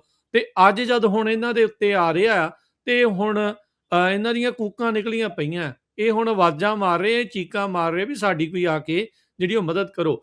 ਇੱਥੇ ਇਹ ਗੱਲ ਜਿਹੜੀ ਕਿ ਹੁਣ ਜਿਹੜਾ ਭਾਰਤੀ ਨੀਤੀ ਘੜਾ ਹੈ ਉੱਥੇ, ਚਾਹੇ ਉਹਨੂੰ ਡੀਪ ਸਟੇਟ ਕਹਿ ਲਓ ਜਾਂ ਉਹਨਾਂ ਦੀ ਇੰਟੈਲੀਜੈਂਸ ਕਹਿ ਲਓ ਜਾਂ ਜਿੱਦਾਂ ਵੀ ਕਹਿ ਲਓ, ਜਾਂ ਇਹ ਜਿਹੜੀਆਂ ਸਰਕਾਰਾਂ ਨੇ ਇਹ ਹੁਣ ਸਮਝ ਚੁੱਕੀ ਆ ਵੀ ਜਿਹੜਾ ਭਵਿੱਖ ਦੇ ਵਿੱਚ ਉਹਨਾਂ ਨੂੰ ਜਿਹੜੀ ਅਸਲ 'ਚ ਵੱਡੀ ਚੁਣੌਤੀ ਉਹਨਾਂ ਦੇ ਆਪਣੇ ਹੀ ਨਾਗਰਿਕਾਂ ਤੋਂ ਮਿਲਣ ਵਾਲੀ। ਹਾਂਜੀ। ਸੋ ਇਹ ਕੁਝ ਸਮਾਂ ਪਹਿਲਾਂ ਨਾ ਜਿਹੜੇ ਨਵੇਂ ਆਈਏਐਸ ਕਰਕੇ ਬੱਚੇ ਆਈਏਐਸ ਬਣਦੇ ਹੈਗੇ ਆ, ਸੋ ਉਹਨਾਂ ਨੂੰ ਟ੍ਰੇਨਿੰਗ ਤੋਂ ਬਾਅਦ ਜਦੋਂ ਜੌਬ ਤੇ ਲਾਇਆ ਜਾਂਦਾ, ਉਹ ਜੌਬ ਤੋਂ ਪਹਿਲਾਂ ਜਿਹੜਾ ਹੈਗਾ ਇੱਕ ਉਹਨਾਂ ਦੀ ਡਿਸਕਸ਼ਨ ਜਾਂ ਉਹਨਾਂ ਨੂੰ ਜਿਸ ਤਰ੍ਹਾਂ ਇੱਕ ਸਲਾਹ ਵਾਲੇ ਢੰਗ ਨਾਲ, ਜਿੱਦਾਂ ਪੁਲਿਸ ਅਫਸਰਾਂ ਦੀ ਪਾਸਿੰਗ ਆਊਟ ਪਰੇਡ ਹੁੰਦੀ ਹੈ ਨਾ ਫਲੋਰ ਵਿੱਚ, ਹਨਾ, ਸੋ ਇਸ ਤਰ੍ਹਾਂ ਆਈਏਐਸ ਅਫਸਰਾਂ ਦੀ ਇੱਕ ਕਾਨਫਰੰਸ ਟਾਈਪ ਆ ਜਿਹੜੀ ਉਹ ਹੁੰਦੀ ਆ। ਉਹਦੇ ਵਿੱਚ ਇੱਕ ਅਨਕਨਫਰਮਡ ਰਿਪੋਰਟ ਆ ਵੀ ਅਜੀਤ ਡੋਭਾਲ ਨੇ ਉਹਨਾਂ ਨੂੰ ਸੰਬੋਧਨ ਕਰਿਆ, ਔਰ ਅਜੀਤ ਡੋਭਾਲ ਨੇ ਉਹਨਾਂ ਨੂੰ ਕਿਹਾ ਵੀ ਸਾਨੂੰ ਇਸ ਵੇਲੇ ਸਭ ਤੋਂ ਵੱਡੀ ਚੁਣੌਤੀ ਆਪਣੇ ਹੀ ਸਿਟੀਜ਼ਨਸ ਤੋਂ, ਆਪਣੇ ਜਿਹੜੇ ਸਿਟੀਜ਼ਨ ਆ ਉਹਨਾਂ ਤੋਂ ਮਿਲਣ ਵਾਲੀ ਹੈ। ਇਹ ਅਜੀਤ ਡੋਭਾਲ ਨੇ ਆਈਏਐਸ ਅਫਸਰਾਂ ਨੂੰ ਕਿਹਾ ਹੈਗਾ ਵੀ ਸਾਨੂੰ ਚੁਣੌਤੀ ਵਿਦਨ ਮਿਲਣ ਵਾਲੀ ਆ। ਸੋ ਹੁਣ ਤੁਸੀਂ ਉਹ ਤਿਆਰੀ ਕਰਨੀ ਹੈਗੀ ਆ ਵੀ ਜਿਹੜੀ ਸਾਨੂੰ ਆਪਣੇ ਹੀ ਸਿਟੀਜ਼ਨਸ ਤੋਂ ਔਰ ਆਪਣੇ ਹੀ ਸ਼ਹਿਰੀਆਂ ਔਰ ਆਪਣੇ ਹੀ ਅਲੀਟ ਵਰਗ ਤੋਂ ਚੁਣੌਤੀ ਮਿਲਣੀ ਆ। ਸੋ ਜਿਹੜੇ ਡੈਮੋਕ੍ਰੈਟਿਕ ਰਿਫਾਰਮਸ ਆ ਰਹੇ ਆ ਵੀ ਉਹਨਾਂ ਦਾ ਸਾਹਮਣਾ ਕਰਨ ਲਈ ਤੁਹਾਨੂੰ ਨਵੀਆਂ ਤਕਨੀਕਾਂ, ਨਵੀਂ ਸਟ੍ਰੈਟਜੀ ਔਰ ਆਪਣਾ ਜਿਹੜਾ ਮਾਈਂਡ ਸੈਟ ਆ ਉਹ ਨਵੇਂ ਢੰਗ ਨਾਲ ਰੀਟਿਊਨ ਆ ਜਿਹੜਾ ਉਹ ਕਰਨਾ ਪਵੇਗਾ। ਸੋ ਇਹ ਇੰਡੀਅਨ ਸਟੇਟ ਨੂੰ ਤੇ ਇੰਡੀਅਨ ਜਿਹੜੀ ਅਫੀਸ਼ੀਅਲ ਡਮ ਹੈਗਾ ਉਹਨੂੰ ਪਤਾ ਹੈਗਾ ਵੀ ਚੁਣੌਤੀ ਵਿਦਨ ਨਾਲ ਜਿਹੜੀ ਆਉਣੀ ਹੈਗੀ ਆ, ਔਰ ਲਗਾਤਾਰ ਉਹ ਤਿਆਰੀ ਕਰ ਰਹੇ ਹੈਗੇ। ਜਿਸ ਤਰ੍ਹਾਂ ਸਟੇਟ ਨੂੰ ਸਟਰੋਂਗ ਬਣਾਇਆ ਜਾ ਰਿਹਾ ਹੈਗਾ, ਨਵੀਂ ਲੋਕ ਸਭਾ ਬਣਾ ਕੇ ਲੋਕ ਸਭਾ ਦੀ ਨਵੀਂ ਹੱਦਬੰਦੀ, ਸੋ ਪੁਲਿਸ ਦੀਆਂ ਬਰੂਟਲ ਤਾਕਤਾਂ, ਉਹਦੇ ਵਿੱਚ ਇੰਟੈਲੀਜੈਂਸ ਏਜੰਸੀਆਂ ਦਾ ਰੋਲ, ਅਦਾਲਤਾਂ ਵੱਲੋਂ ਜਿਹੜੀ ਹੈਗੀ ਆ ਬਿਲਕੁਲ ਬੇਰੁਖੀ ਕਰ ਦੇਣੀ ਇਸ ਤਰ੍ਹਾਂ ਦੇ ਡੈਮੋਕ੍ਰੈਟਿਕ ਰਿਫਾਰਮਸ ਲਈ। ਸੋ ਸਿੱਖਾਂ ਦੀ ਕਤਲੇਆਮ ਕਰਕੇ ਬਾਕੀ ਦੇ ਹਿੰਦੂ ਅਲੀਟ ਨੂੰ ਡਰਾਉਣ ਦਾ ਹੀ ਸੀਗਾ ਇਹ, ਵੀ ਜਿਸ ਤਰ੍ਹਾਂ ਸਿੱਖਾਂ ਨਾਲ ਉਹ ਹਿੰਦੂ ਅਲੀਟ ਨੂੰ ਡਰਾ ਰਹੇ ਸੀ। ਜਿਹੜੀ ਤੁਸੀਂ ਗੱਲ ਕਹੀ ਹੈ ਨਾ ਵੀ ਹਿੰਦੂ ਅਲੀਟ ਦੇ ਨੌਜਵਾਨ ਆ ਜਿਹੜੇ ਸਿੱਖਾਂ ਦੇ ਕਤਲੇਆਮ ਜਾਂ ਕੁੱਟ ਕਟਾਪੇ ਤੇ ਸਰਕਾਰ ਦੀ ਹਮਾਇਤ ਵਿੱਚ ਆਉਂਦੇ ਰਹੇ ਹੈਗੇ ਆ, ਉਹਨਾਂ ਨੂੰ ਖਾਲਿਸਤਾਨੀ ਜਾਂ ਹੋਰ ਕਹਿ ਕੇ ਪਾਕਿਸਤਾਨੀ, ਹੁਣ ਇਹਨਾਂ ਹਿੰਦੂ ਅਲੀਟ ਤੇ ਹੀ ਚੀਨ ਦਾ ਜਿਹੜਾ ਲੱਗ ਰਿਹਾ ਵੀ ਚੀਨ ਵੱਲੋਂ ਤਖਤਾ ਪਲਟਾਉਣ ਦੀ ਕੋਸ਼ਿਸ਼ ਆ। ਅੱਜ ਭਾਰਤ ਦਾ ਸਾਰਾ ਜਿਹੜੇ ਟੀਵੀ ਚੈਨਲ ਹੈਗੇ ਆ ਉਹ ਚੀਨ ਦਾ ਨਾਂ ਲੈ ਰਹੇ ਵੀ ਚੀਨ ਦੀ ਹਮਾਇਤ ਨਾਲ ਜਿਹੜਾ ਹੈਗਾ ਉਹ ਇਹ ਦੇਸ਼ ਦਾ ਤਖਤਾ ਪਲਟਾਉਣ ਦੇ ਯਤਨ ਹੋ ਰਹੇ ਹੈਗੇ। ਸੋ ਜਿਹੜੇ ਸਿੱਖ ਨੇ ਉਹਨਾਂ ਨੂੰ ਖਾਲਿਸਤਾਨੀ ਬਣਾ ਕੇ ਕੁੱਟਿਆ ਗਿਆ ਦੱਸ ਕੇ, ਹਾਲਾਂਕਿ ਉਹ ਵੀ ਡੈਮੋਕ੍ਰੈਟਿਕ ਰਿਫਾਰਮਸ ਲਈ ਲੜ ਰਹੇ ਸੀ। ਕਿਸਾਨ ਮੋਰਚਾ ਇੱਕ ਡੈਮੋਕ੍ਰੈਟਿਕ ਰਿਫਾਰਮਸ ਲਈ ਸੀਗਾ ਅੱਜ। ਸੋ ਹੋਰ ਵੀ ਜਿਹੜੀਆਂ ਸਿੱਖ ਮੰਗਾਂ ਨੇ ਜਾਂ ਪੰਜਾਬ ਵਿੱਚ ਸਿੱਖ ਧਿਰਾਂ ਕੰਮ ਕਰਦੀਆਂ ਨੇ ਉਹ ਡੈਮੋਕ੍ਰੈਟਿਕ ਰਿਫਾਰਮਸ ਲਈ, ਮੇਨਲੀ ਡੈਮੋਕ੍ਰੈਟਿਕ ਰਿਫਾਰਮਸ ਲਈ ਵੀ 30 ਸਾਲ ਤੋਂ ਜਿਹੜੇ ਸਿੰਘ ਨੇ ਉਹ ਬਾਈ ਲਾਅ ਆ ਜਿਹੜੇ ਛੱਡਣੇ ਚਾਹੀਦੇ ਹੈਗੇ ਤੁਹਾਨੂੰ, ਜਾਂ ਜਿਹੜੀਆਂ ਸਿੱਖਾਂ ਦੀਆਂ ਮੰਗਾਂ ਨੇ ਵੀ ਸਾਡਾ ਤੁਸੀਂ BBMB ਤੇ ਕਬਜ਼ਾ ਕਰ ਰਹੇ ਹੋ, ਸਾਡੀ ਪੰਜਾਬ ਯੂਨੀਵਰਸਿਟੀ ਤੇ ਕਬਜ਼ਾ ਕਰ ਰਹੇ ਹੋ, ਉੱਥੇ ਜਿਹੜੇ ਹੈਗੇ ਆ ਵੱਖਰੀ ਤਰ੍ਹਾਂ ਦੇ ਸੈਮੀਨਾਰ ਜਿਹੜੇ ਪਾੜੋ ਤੇ ਰਾਜ ਕਰੋ, RSS ਵਾਲਿਆਂ ਨੂੰ ਉੱਥੇ ਪ੍ਰਮੋਟ ਕਰ ਰਹੇ ਹੈਗੇ। ਸੋ ਇਹ ਡੈਮੋਕ੍ਰੈਟਿਕ ਮੰਗਾਂ ਨੇ ਨਾ। ਈਵਨ ਧਰਮ ਯੁੱਧ ਮੋਰਚੇ ਦੀਆਂ ਮੰਗਾਂ ਵੀ ਡੈਮੋਕ੍ਰੈਟਿਕ ਸੀਗੀਆਂ ਵੀ ਇੱਕ ਟ੍ਰੇਨ ਦਾ ਨਾਂ ਦਰਬਾਰ ਸਾਹਿਬ ਦੇ ਨਾਂ ਤੇ ਰੱਖਿਆ ਜਾਵੇ। ਇਹ ਕਿੱਡੀ ਕੁ ਬੜਾ ਅੱਤਵਾਦ ਸੀਗਾ ਮੈਨੂੰ ਦੱਸਿਆ ਜਾਵੇ। ਜਾਂ ਦਰਬਾਰ ਸਾਹਿਬ ਤੋਂ ਇੱਕ ਰੇਡੀਓ ਸਟੇਸ਼ਨ ਤੋਂ ਜਿਹੜਾ ਸ਼ਬਦ ਕੀਰਤਨ ਦਾ ਪ੍ਰਸਾਰਣ ਕੀਤਾ ਜਾਵੇ, ਇਹ ਕਿੰਨਾ ਕੁ ਵੱਡਾ ਅੱਤਵਾਦ ਸੀ। ਉਹ ਤੋਂ ਬਾਅਦ ਵੀ ਤਾਂ ਸ਼ੁਰੂ ਹੋ ਹੀ ਗਿਆ। ਸੋ ਇਹ ਜੇ ਪਹਿਲਾਂ ਹੋ ਜਾਂਦਾ। ਸੋ ਡੈਮੋਕ੍ਰੈਟਿਕ ਰਿਫਾਰਮਸ ਲਈ ਸਿੱਖ ਲੜੇ। ਜਦੋਂ ਸਿੱਖਾਂ ਨੂੰ ਅੱਤਵਾਦੀ ਕਹਿ ਕੇ ਮਾਰਿਆ ਗਿਆ ਤਾਂ ਇਹੋ ਹੀ ਲੋਕ ਜਿਹੜੇ ਅੱਜ ਹਿੰਦੂ ਰਾਸ਼ਟਰ ਦਾ ਨਜ਼ਾਰਾ ਲੈ ਰਹੇ ਆ, ਇਹ ਸਿੱਖਾਂ ਦੇ ਖਿਲਾਫ ਡਟ ਕੇ ਖੜੇ। ਔਰ ਜਿਹੜਾ ਭਾਰਤੀ ਅਲੀਟ ਹੈਗਾ ਉਹਨੇ ਜਾਣ ਬੁੱਝ ਕੇ ਸਿੱਖਾਂ ਦੇ ਖਿਲਾਫ ਇਹਨਾਂ ਨੂੰ ਕਰਿਆ ਤਾਂ ਕਿ ਸਿੱਖਾਂ ਦੇ ਕੁੱਟ ਕਟਾਪੇ ਲਈ ਜਿਹੜਾ ਹੈਗਾ ਰਾਹ ਤਿਆਰ ਕੀਤਾ ਜਾਵੇ। ਹੁਣ ਜਦੋਂ ਉਹਨਾਂ ਦੇ ਆਪਣੇ ਗਲ ਪਈ ਹੈਗੀ ਆ, ਹੁਣ ਇਹ ਅਫੀਸ਼ੀਅਲ ਟਰਮ ਨੂੰ ਸਮਝ ਹੈਗੀ ਆ ਵੀ ਕਿਉਂਕਿ 80 ਲੱਖ ਵਿਦਿਆਰਥੀ ਹਰ ਸਾਲ ਪੜ੍ਹ ਕੇ ਆ ਰਿਹਾ ਹੈ ਬਾਹਰ, ਸੋ ਉਨੀਆਂ ਜੌਬਸ ਨਹੀਂ ਹੈਗੀਆਂ, ਉਨੇ ਰਿਸੋਰਸਿਸ ਨਹੀਂ। H1B ਵੀਜ਼ੇ ਰਾਹੀਂ ਇਹ ਬਹੁਤ ਜਨਤਾ ਨੂੰ ਬਾਹਰ ਧੱਕ ਰਹੇ ਹੈਗੇ ਆ। ਉਹਦੇ ਵਿੱਚੋਂ 90% ਜਾਲੀ ਡਿਗਰੀਆਂ ਵਾਲੇ ਹੈਗੇ ਆ, ਸੋ 90% ਜਾਲੀ ਡਿਗਰੀਆਂ ਤੇ ਜਿਹੜੇ H1B ਵੀਜ਼ੇ ਹੈਗੇ ਆ ਉਹ ਜਾ ਰਹੇ ਹੈਗੇ ਆ। ਸੋ ਇਹ ਤਾਂ ਅਮਰੀਕਾ ਸਰਕਾਰ ਨੂੰ ਚਾਹੀਦਾ ਵੀ ਘੱਟੋ ਘੱਟ ਉਹ ਇਸ ਤਰ੍ਹਾਂ, ਜਾਂ ਜਿਹੜੇ ਸਿੱਖ ਨੇ ਉਹ ਜਿਹੜੇ ਹੈਗੇ ਅਮਰੀਕਾ ਸਰਕਾਰ ਨਾਲ ਗੱਲਬਾਤ ਕਰਨ ਵੀ 90% H1B ਵੀਜ਼ੇ ਵਾਲੇ ਦੀਆਂ ਡਿਗਰੀਆਂ ਨੇ ਜਿਹੜੀਆਂ ਜਾਲੀ ਨਹੀਂ। ਇਹ ਕਲੋਨੀਅਲਿਜ਼ਮ ਆ, ਇਹ ਇੰਡੀਅਨ ਕਲੋਨੀਅਲਿਜ਼ਮ ਹੋ ਰਿਹਾ ਵੈਸਟਰਨ ਕੰਟਰੀਜ਼ ਵਿੱਚ, ਔਰ ਅਗਲੇ 50 ਸਾਲਾਂ ਵਿੱਚ ਜੇ ਇਹੋ ਹੀ ਹਾਲਾਤ ਰਹੇ ਤਾਂ ਵਾਸ਼ਿੰਗਟਨ ਦੇ ਫੈਸਲੇ ਵਾਸ਼ਿੰਗਟਨ ਤੋਂ ਨਹੀਂ ਹੋਣਗੇ, ਨਵੀਂ ਦਿੱਲੀ ਤੋਂ ਹੋਣਗੇ। ਲੰਡਨ ਦੇ ਫੈਸਲੇ ਲੰਡਨ ਤੋਂ ਨਹੀਂ ਹੋਣਗੇ, ਨਵੀਂ ਦਿੱਲੀ ਤੋਂ ਹੋਣਗੇ। ਇਸੇ ਤਰ੍ਹਾਂ ਓਟਾਵਾ ਜਾਂ ਮੈਲਬਰਨ ਦੇ ਫੈਸਲੇ, ਇਹ ਇੰਡੀਅਨ ਕਲੋਨੀਅਲਿਜ਼ਮ ਆ ਜਿਹੜਾ ਡੈਲੀਬਰੇਟਲੀ ਕੀਤਾ ਜਾ ਰਿਹਾ ਹੈਗਾ। ਸੋ ਇੰਡੀਅਨ ਐਲੀਟ ਆ ਜਿਹੜਾ ਅਫੀਸ਼ੀਅਲ ਡਾਮਾ ਉਹ ਸਮਝ ਰਿਹਾ ਹੈਗਾ ਵੀ ਚੁਣੌਤੀ ਵਿਦਿਨ ਬਹੁਤ ਵੱਡੀ ਆਉਣੀ ਹੈਗੀ ਆ। ਸੋ ਇਸੇ ਕਰਕੇ ਉਹ ਆਪਣੇ IAS ਅਫਸਰਾਂ ਨੂੰ, ਪੁਲਿਸ ਅਫਸਰਾਂ ਨੂੰ ਇਹਦੇ ਬਾਰੇ ਸੁਚੇਤ ਕਰਦਾ ਜਾ ਰਿਹਾ। ਜੀ ਬਿਲਕੁਲ। ਅਵਤਾਰ ਸਿੰਘ ਜੀ, ਆਪਣੇ ਵੀ ਜਿਹੜੇ ਲੋਕ ਨਾ ਕਈ ਵਾਰੀ ਬੜਾ ਝੰਡਾ ਜਿਹਾ ਚੱਕ ਕੇ ਜਾਂਦੇ ਇਹਨਾਂ ਦਾ, ਜਿਹੜਾ ਤਿਰੰਗੇ ਵਾਲਾ, ਵੀ ਅਸੀਂ ਬੜੇ ਰਾਸ਼ਟਰਵਾਦੀ ਆ। ਇਹ ਸਾਰੇ ਰਾਸ਼ਟਰਵਾਦੀ ਹੋਈ ਆ ਜਿਹੜੇ ਹੁਣ ਕੁੱਟ ਹੋ ਰਹੇ? ਹਾਂ, ਸਾਰੇ ਰਾਸ਼ਟਰਵਾਦੀ ਆ, ਸਾਰੇ ਰਾਸ਼ਟਰਵਾਦੀ ਆ ਜਿਹੜੇ ਉਹ ਕੁੱਟ ਹੋ ਰਹੇ, ਇੰਡੀਅਨ ਨੈਸ਼ਨਲਿਸਟ ਆ, ਔਰ ਉਹਨਾਂ ਨੂੰ ਝੰਡੇ ਦੇ ਨਾਲ ਹੀ ਕੁੱਟਿਆ ਜਾ ਰਿਹਾ, ਉਸੇ ਝੰਡੇ ਦੇ ਡੰਡੇ ਨਾਲ ਕੁੱਟਿਆ ਜਾ ਰਿਹਾ, ਡੰਡੇ ਨਾਲ ਕੁੱਟਿਆ ਜਾ ਰਿਹਾ ਹੈਗਾ। ਸੋ ਇਹ ਪੂਰੀ ਤਰ੍ਹਾਂ ਪਿਓਰਲੀ ਜਿਹੜੇ ਹੈਗੇ ਇੰਡੀਅਨ ਨੈਸ਼ਨਲਿਸਟ ਨੇ, ਸਿੱਖਾਂ ਦੀ ਤੇ ਮੁਸਲਮਾਨਾਂ ਦੀ ਕਟਾਈ ਹੁੰਦੀ ਦੇਖ ਕੇ ਪੂਰੀ ਤਰ੍ਹਾਂ ਖੁਸ਼ ਹੁੰਦੇ ਸੀ ਵੀ ਜਿਹੜੀ ਭਾਰਤ ਸਰਕਾਰ ਨੇ ਬਹੁਤ ਸੋਹਣਾ ਕਰਿਆ। ਹੁਣ ਉਹੀ ਤਿਰੰਗਾ ਝੰਡਾ ਜਿਹੜਾ ਉਹਨਾਂ ਦੇ ਜਿਹੜੇ ਕੁੱਟ ਕਟਾਪੇ ਦਾ ਸਬਬ ਬਣ ਰਿਹਾ।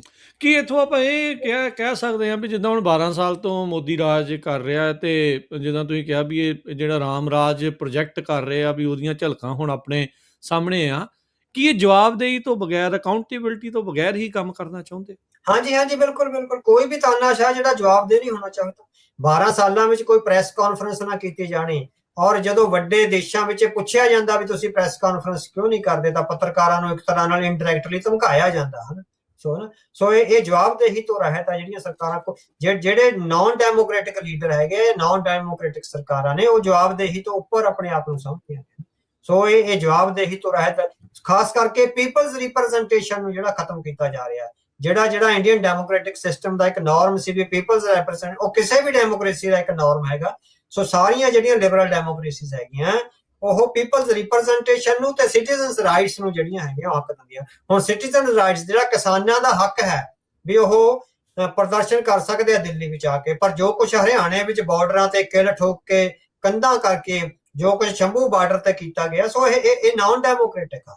ਸੋ ਹੁਣ ਜਦੋਂ ਇਸ ਹਿੰਦੂ ਨੌਜਵਾਨਾਂ ਨੂੰ, ਜਿਹੜੇ ਪੜ੍ਹੇ ਲਿਖੇ ਨੌਜਵਾਨ ਆ, ਉਹਨਾਂ ਨੂੰ ਡੈਮੋਕ੍ਰੇਸੀ ਦੀਆਂ ਜਿਹੜੀਆਂ, ਕਿਉਂਕਿ ਉਹ ਵਿਦੇਸ਼ਾਂ ਦੇ ਡੈਮੋਕ੍ਰੈਟਿਕ ਸਿਸਟਮ ਨੂੰ ਪੜ੍ਹ ਸੁਣ ਰਹੇ ਨੇ। ਸੋ ਹੁਣ ਸੋਸ਼ਲ ਮੀਡੀਆ ਜਾਂ ਇੰਟਰਨੈਟ ਦਾ ਇੰਨਾ ਰਿਸੋਰਸਿਸ ਆ ਜਿਹੜਾ ਗਲੋਬਲ ਵਿਲੇਜ ਬਣ ਰਿਹਾ ਹੈਗਾ। ਸੋ ਜਿਹੜਾ ਪਰਲੇਸ ਬੱਕ ਨੇ ਕਿਹਾ ਸੀਗਾ ਵੀ ਗਲੋਬਲ ਵਿਲੇਜ ਬਣਨਾ, ਸੋ ਗਲੋਬਲ ਵਿਲੇਜ ਬਣਨ ਨਾਲ ਜਿਹੜੀ ਉੱਥੋਂ ਦੀਆਂ ਡੈਮੋਕ੍ਰੈਟਿਕ ਰਿਫਾਰਮਸ ਨੇ, ਜਦੋਂ ਇੰਡੀਆ ਦੇ ਸਟੂਡੈਂਟ ਉਹਨਾਂ ਦੇ ਸਾਹਮਣੇ ਰਿਫਲੈਕਟ ਹੁੰਦਾ ਹੈਗਾ, ਉਹ ਵੀ ਆਪਣੀ ਰਿਪਰੈਜ਼ੈਂਟੇਸ਼ਨ ਮੰਗ ਰਹੇ ਨੇ, ਆਪਣੇ ਲਈ ਚੰਗਾ ਜਿਹੜਾ ਹੈਗਾ ਇੱਕ ਸੁਚੇਤ ਭਵਿੱਖ ਮੰਗ ਰਹੇ ਨੇ, ਔਰ ਜਿਹੜੀਆਂ ਆਪਣੇ ਲਈ ਚੰਗੀਆਂ ਜਿਹੜੀਆਂ ਜ਼ਿੰਦਗੀਆਂ ਉਹ ਮੰਗ ਰਹੇ ਨੇ। ਸੋ ਰਿਪਰੈਜ਼ੈਂਟੇਸ਼ਨ ਤੋਂ ਰਹਿਤ ਤੇ ਔਰ ਪੀਪਲਜ਼ ਰਾਈਟਸ ਤੋਂ ਰਹਿਤ ਜਿਹੜੀਆਂ ਸਰਕਾਰਾਂ ਨੇ ਉਹ ਇਸ ਤਰ੍ਹਾਂ ਤਾਨਾਸ਼ਾਹੀ ਦੇ ਰਾਹ ਪੈਂਦੀਆਂ, ਔਰ ਪੀਪਲਜ਼ ਨੂੰ ਜਿਹੜਾ ਹੈਗਾ ਡੰਡਿਆਂ ਰਾਹੀਂ, ਗੋਲੀਆਂ ਰਾਹੀਂ, ਜਾਂ ਜਿਹੜਾ ਹੈਗਾ ਟੈਂਕਾਂ ਰਾਹੀਂ ਕੁਚਲ ਕੇ ਜਿਹੜਾ ਹੈਗਾ ਉਹਨਾਂ ਦੇ ਹੱਕ ਜਿਹੜੇ ਹੈਗੇ ਮਾਰਨ ਦਾ ਯਤਨ ਹੈ ਜਿਹੜਾ ਕੀਤਾ ਜਾਂਦਾ। ਸੋ ਇੰਡੀਆ ਦੇ ਨੌਜਵਾਨ ਵਿੱਚ ਇਹ ਚਿਣਗ ਲੱਗੀ ਆ। ਇਹ ਚਿਣਗ ਕਿੰਨੀ ਕੁ ਅੱਗੇ ਵਧਦੀ ਆ ਉਹ ਹਾਲੇ ਨਹੀਂ ਪਤਾ ਵੀ ਆਇਆ। ਫਿਰ ਜਿਹੜੇ ਨੈਸ਼ਨਲਿਸਟ ਤਾਕਤਾਂ ਨੇ ਉਹਨਾਂ ਨੂੰ ਕਾਬੂ ਕਰ ਲੈਣਗੀਆਂ। ਕੋਈ ਹੁਣ ਸਿੱਖਾਂ ਦੇ ਖਿਲਾਫ ਵੱਡਾ ਆਪਰੇਸ਼ਨ ਚਲਾ ਕੇ ਜਾਂ ਮੁਸਲਮਾਨਾਂ ਦੇ ਖਿਲਾਫ ਉਹਨਾਂ ਦੀ ਕਤਲੋਗਾਰਤ ਕਰਕੇ ਉਹ ਸਾਰਾ ਡਾਈਵਰਟ ਕੀਤਾ ਜਾ ਸਕਦਾ, ਜਾਂ ਪਾਕਿਸਤਾਨ ਨਾਲ ਲੜਾਈ ਲਾ ਕੇ, ਹਾਂਜੀ ਵੀ ਕੋਈ ਇਸ ਤਰ੍ਹਾਂ ਦਾ ਜਿਹੜਾ ਹੈਗਾ ਡਾਈਵਰਟ ਕੀਤਾ ਜਾ ਸਕਦਾ। ਉਹ ਫਿਰ ਨੈਸ਼ਨਲਿਜ਼ਮ ਆ ਜਿਹੜਾ ਉਹ ਕਰਵਾਇਆ ਜਾ ਸਕਦਾ ਹੈਗਾ। ਪਰ ਨੌਜਵਾਨਾਂ ਪਰ ਉਹ ਲੜਾਈ ਲਾਉਣ ਤੋਂ ਬਾਅਦ ਵੀ, ਚਾਹੇ 5 ਸਾਲ ਲੜਾਈ ਲੱਗਦੀ ਰਹੇ, ਉਹ ਤੋਂ ਬਾਅਦ ਵੀ ਜਿਹੜੇ ਹਾਲਾਤ ਨੇ ਉਹ ਨੌਜਵਾਨਾਂ ਲਈ ਤਾਂ ਉਹ ਨੇ ਵੀ ਸਾਡਾ ਭਵਿੱਖ ਕਿੱਥੇ ਗਿਆ। ਸੋ ਉਹ ਜਿਹੜਾ ਭਵਿੱਖ ਆ ਬੱਚਿਆਂ ਦਾ, ਸੋ ਉਹਦਾ ਜਿਹੜਾ ਸਵਾਲ ਹੈਗਾ ਉਹਦੇ ਲਈ ਰਿਸਪੌਂਸਿਬਿਲਿਟੀ ਆ ਖਤਮ ਹੋ ਰਹੀ ਹੈਗੀ ਆ ਡੈਮੋਕ੍ਰੇਟ ਸਰਕਾਰ ਦੇ ਵਿੱਚ। ਆਪਾਂ ਦੇਖਿਆ ਵੀ ਉੱਥੇ ਮੀਡੀਆ ਦੇ ਜ਼ਰੀਏ, ਬਹੁਤ ਸਾਰੀਆਂ ਮੂਵੀਜ਼ ਦੇ ਜ਼ਰੀਏ ਰਾਸ਼ਟਰਵਾਦ ਨੂੰ ਬੜਾ ਕੁੱਟ ਕੇ ਇਹਨਾਂ ਸਾਰੇ ਨਿਆਣਿਆਂ ਦੇ ਵਿੱਚ ਭਰਿਆ। ਮੇਨ ਜਿਹੜਾ ਉਹਨਾਂ ਮੂਵੀਜ਼ ਦਾ ਜਾਂ ਉਹਨਾਂ ਸਾਰਿਆਂ ਦਾ ਜਿਹੜਾ ਫੋਕਸ ਆ ਉਹ ਇਹੀ ਲੋਕ ਸੀਗੇ, ਇਹੀ ਜਿਹੜੀ ਉਹ ਜਨਰੇਸ਼ਨ ਸੀ ਵੀ ਇਹਨਾਂ ਦੇ ਜ਼ਰੀਏ ਇਹ ਚੀਜ਼ ਬਣਾ ਦਿਓ। ਇੱਕ ਮੈਨੂੰ ਕਮੇਡੀਅਨ ਦੀ ਗੱਲ ਯਾਦ ਆਉਂਦੀ ਆ, ਕੁਨਾਲ ਕਾਮਰਾ ਕਰਕੇ, ਕਹਿੰਦਾ ਵੀ ਜੇ ਪਾਕਿਸਤਾਨ ਨਾ ਹੁੰਦਾ ਤਾਂ ਕੀ ਇਹ ਸਾਰੇ ਰਾਸ਼ਟਰਵਾਦੀ ਹੁੰਦੇ? ਕਿ ਇਹ ਰਾਸ਼ਟਰਵਾਦ ਫਿਰ ਵੀ ਜਿਹੜਾ ਉਹ ਇਹਨਾਂ ਦੇ ਵਿੱਚ ਰਹਿੰਦਾ।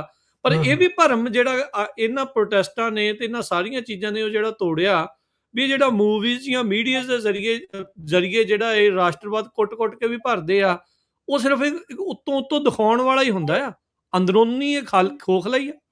ਹਾਂਜੀ ਹਾਂ, ਬਿਲਕੁਲ ਅੰਦਰੋਂ ਖੋਖਲਾ ਬਣਾਗਾ। 3-4 ਮਹੀਨੇ ਤਾਂ IPL 'ਚ ਲਗਾ ਦਿੰਦੇ ਆ, ਸਟੂਡੈਂਟ ਦੀ ਜਿਹੜੀ ਲਾਈਫ ਆ ਉਹ ਖਰਾਬ ਕਰ ਦਿੰਦੇ ਹੈਗੇ ਆ। ਸੋ ਸਟੂਡੈਂਟਸ ਨੂੰ ਜਿਹੜਾ ਹੈਗਾ ਆਪਣੇ ਬਾਰੇ ਸੋਚਣ ਦਾ, ਆਪਣੇ ਭਵਿੱਖ ਬਾਰੇ ਸੋਚਣ ਦਾ ਉਹ ਟਾਈਮ ਹੀ ਨਹੀਂ ਦੇ ਰਹੇ। 4 ਮਹੀਨੇ IPL ਚੱਲਦੀ ਹੈਗੀ ਆ।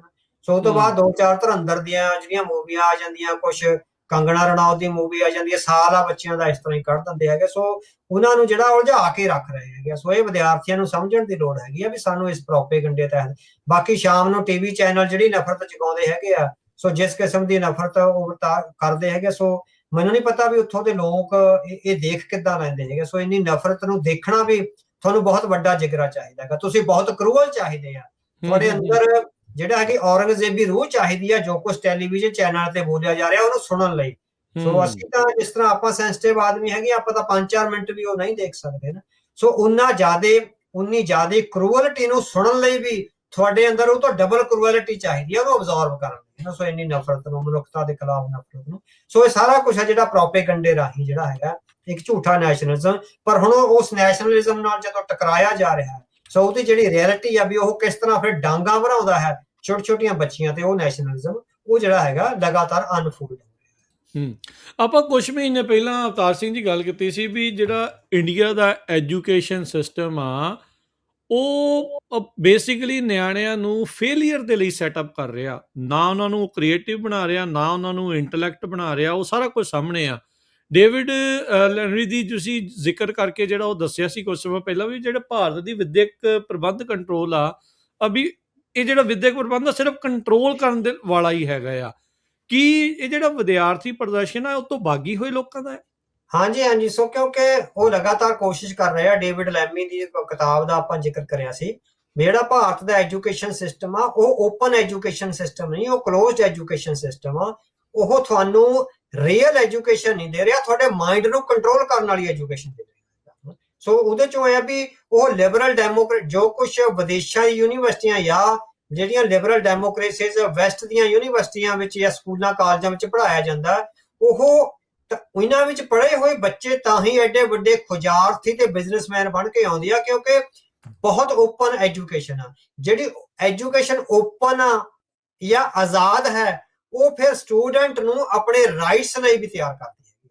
ਉਹ ਸਟੂਡੈਂਟਸ ਨੂੰ ਦੱਸਦੀ ਆ ਵੀ ਇੰਟਰਨੈਸ਼ਨਲ ਲਾਅ ਨੇ ਸਾਨੂੰ ਐਗਜ਼ਿਸਟ ਕਰਨ ਦੇ, ਸਾਨੂੰ ਐਜ਼ ਏ ਸਿਟੀਜ਼ਨ ਐਗਜ਼ਿਸਟ ਕਰਨ ਦੇ ਔਰ ਐਜ਼ ਏ ਨੇਸ਼ਨ ਐਗਜ਼ਿਸਟ ਕਰਨ ਦੇ ਜਿਹੜੇ ਲਾਅ ਦਿੱਤੇ ਹੈਗੇ ਆ। ਸੋ ਉਹਨਾਂ ਲਾਅਜ਼ ਨਾਲ ਜਦੋਂ ਤੁਸੀਂ ਸਾਹਮਣਾ ਕਰੋਗੇ, ਫਿਰ ਤੁਸੀਂ ਆਪਣੇ ਮੁਲਕ ਵਿੱਚ ਵੀ ਉਹ ਡੈਮੋਕ੍ਰੈਟਿਕ ਰਿਫਾਰਮਸ ਔਰ ਉਹ ਡੈਮੋਕ੍ਰੈਟਿਕ ਜਿਹੜੇ ਹੱਕ ਨੇ ਉਹਨਾਂ ਲਈ ਸੰਘਰਸ਼ ਕਰੋਗੇ। ਸੋ ਭਾਰਤ ਦੀ ਸਮੁੱਚੀ ਐਜੂਕੇਸ਼ਨ ਆ ਬੱਚਿਆਂ ਨੂੰ ਉਹਨਾਂ ਰਾਈਟਸ ਤੋਂ ਔਰ ਉਸ ਰਿਪਰੈਜ਼ੈਂਟੇਸ਼ਨ ਦੇ ਹੱਕ ਤੋਂ ਜਿਹੜੀ ਹੈਗੀ ਆ ਵਿਰਵਾ ਕਰਦੀ ਹੈਗੀ ਆ। ਪਰ ਆ ਜਿਹੜੇ ਨੌਜਵਾਨ, ਕਿਉਂਕਿ ਹੁਣ ਗਲੋਬਲ ਵਿਲੇਜ ਬਣ ਗਿਆ, ਬੇਸ਼ੱਕ ਲਗਾਤਾਰ ਉਹ ਇੰਡੀਆ ਦੇ ਸਕੂਲਾਂ 'ਚ ਪੜ੍ਹੇ ਹੈਗੇ ਆ, ਪਰ ਵੈਸਟ ਨਾਲ ਬਹੁਤ ਵੱਡੀ ਇੰਟਰੈਕਸ਼ਨ ਹੋ ਜਾਣ ਨਾਲ ਕਾਰਨ, ਕਿਉਂਕਿ ਸਾਰਾ ਵੈਸਟ ਦਾ ਮੀਡੀਆ ਹੁਣ ਤੁਹਾਡੇ ਪਾਮਸ ਤੇ ਹੈਗਾ, ਤੁਹਾਡੇ ਟੈਲੀਫੋਨ ਤੇ ਸਾਰਾ ਵੈਸਟ ਦਾ।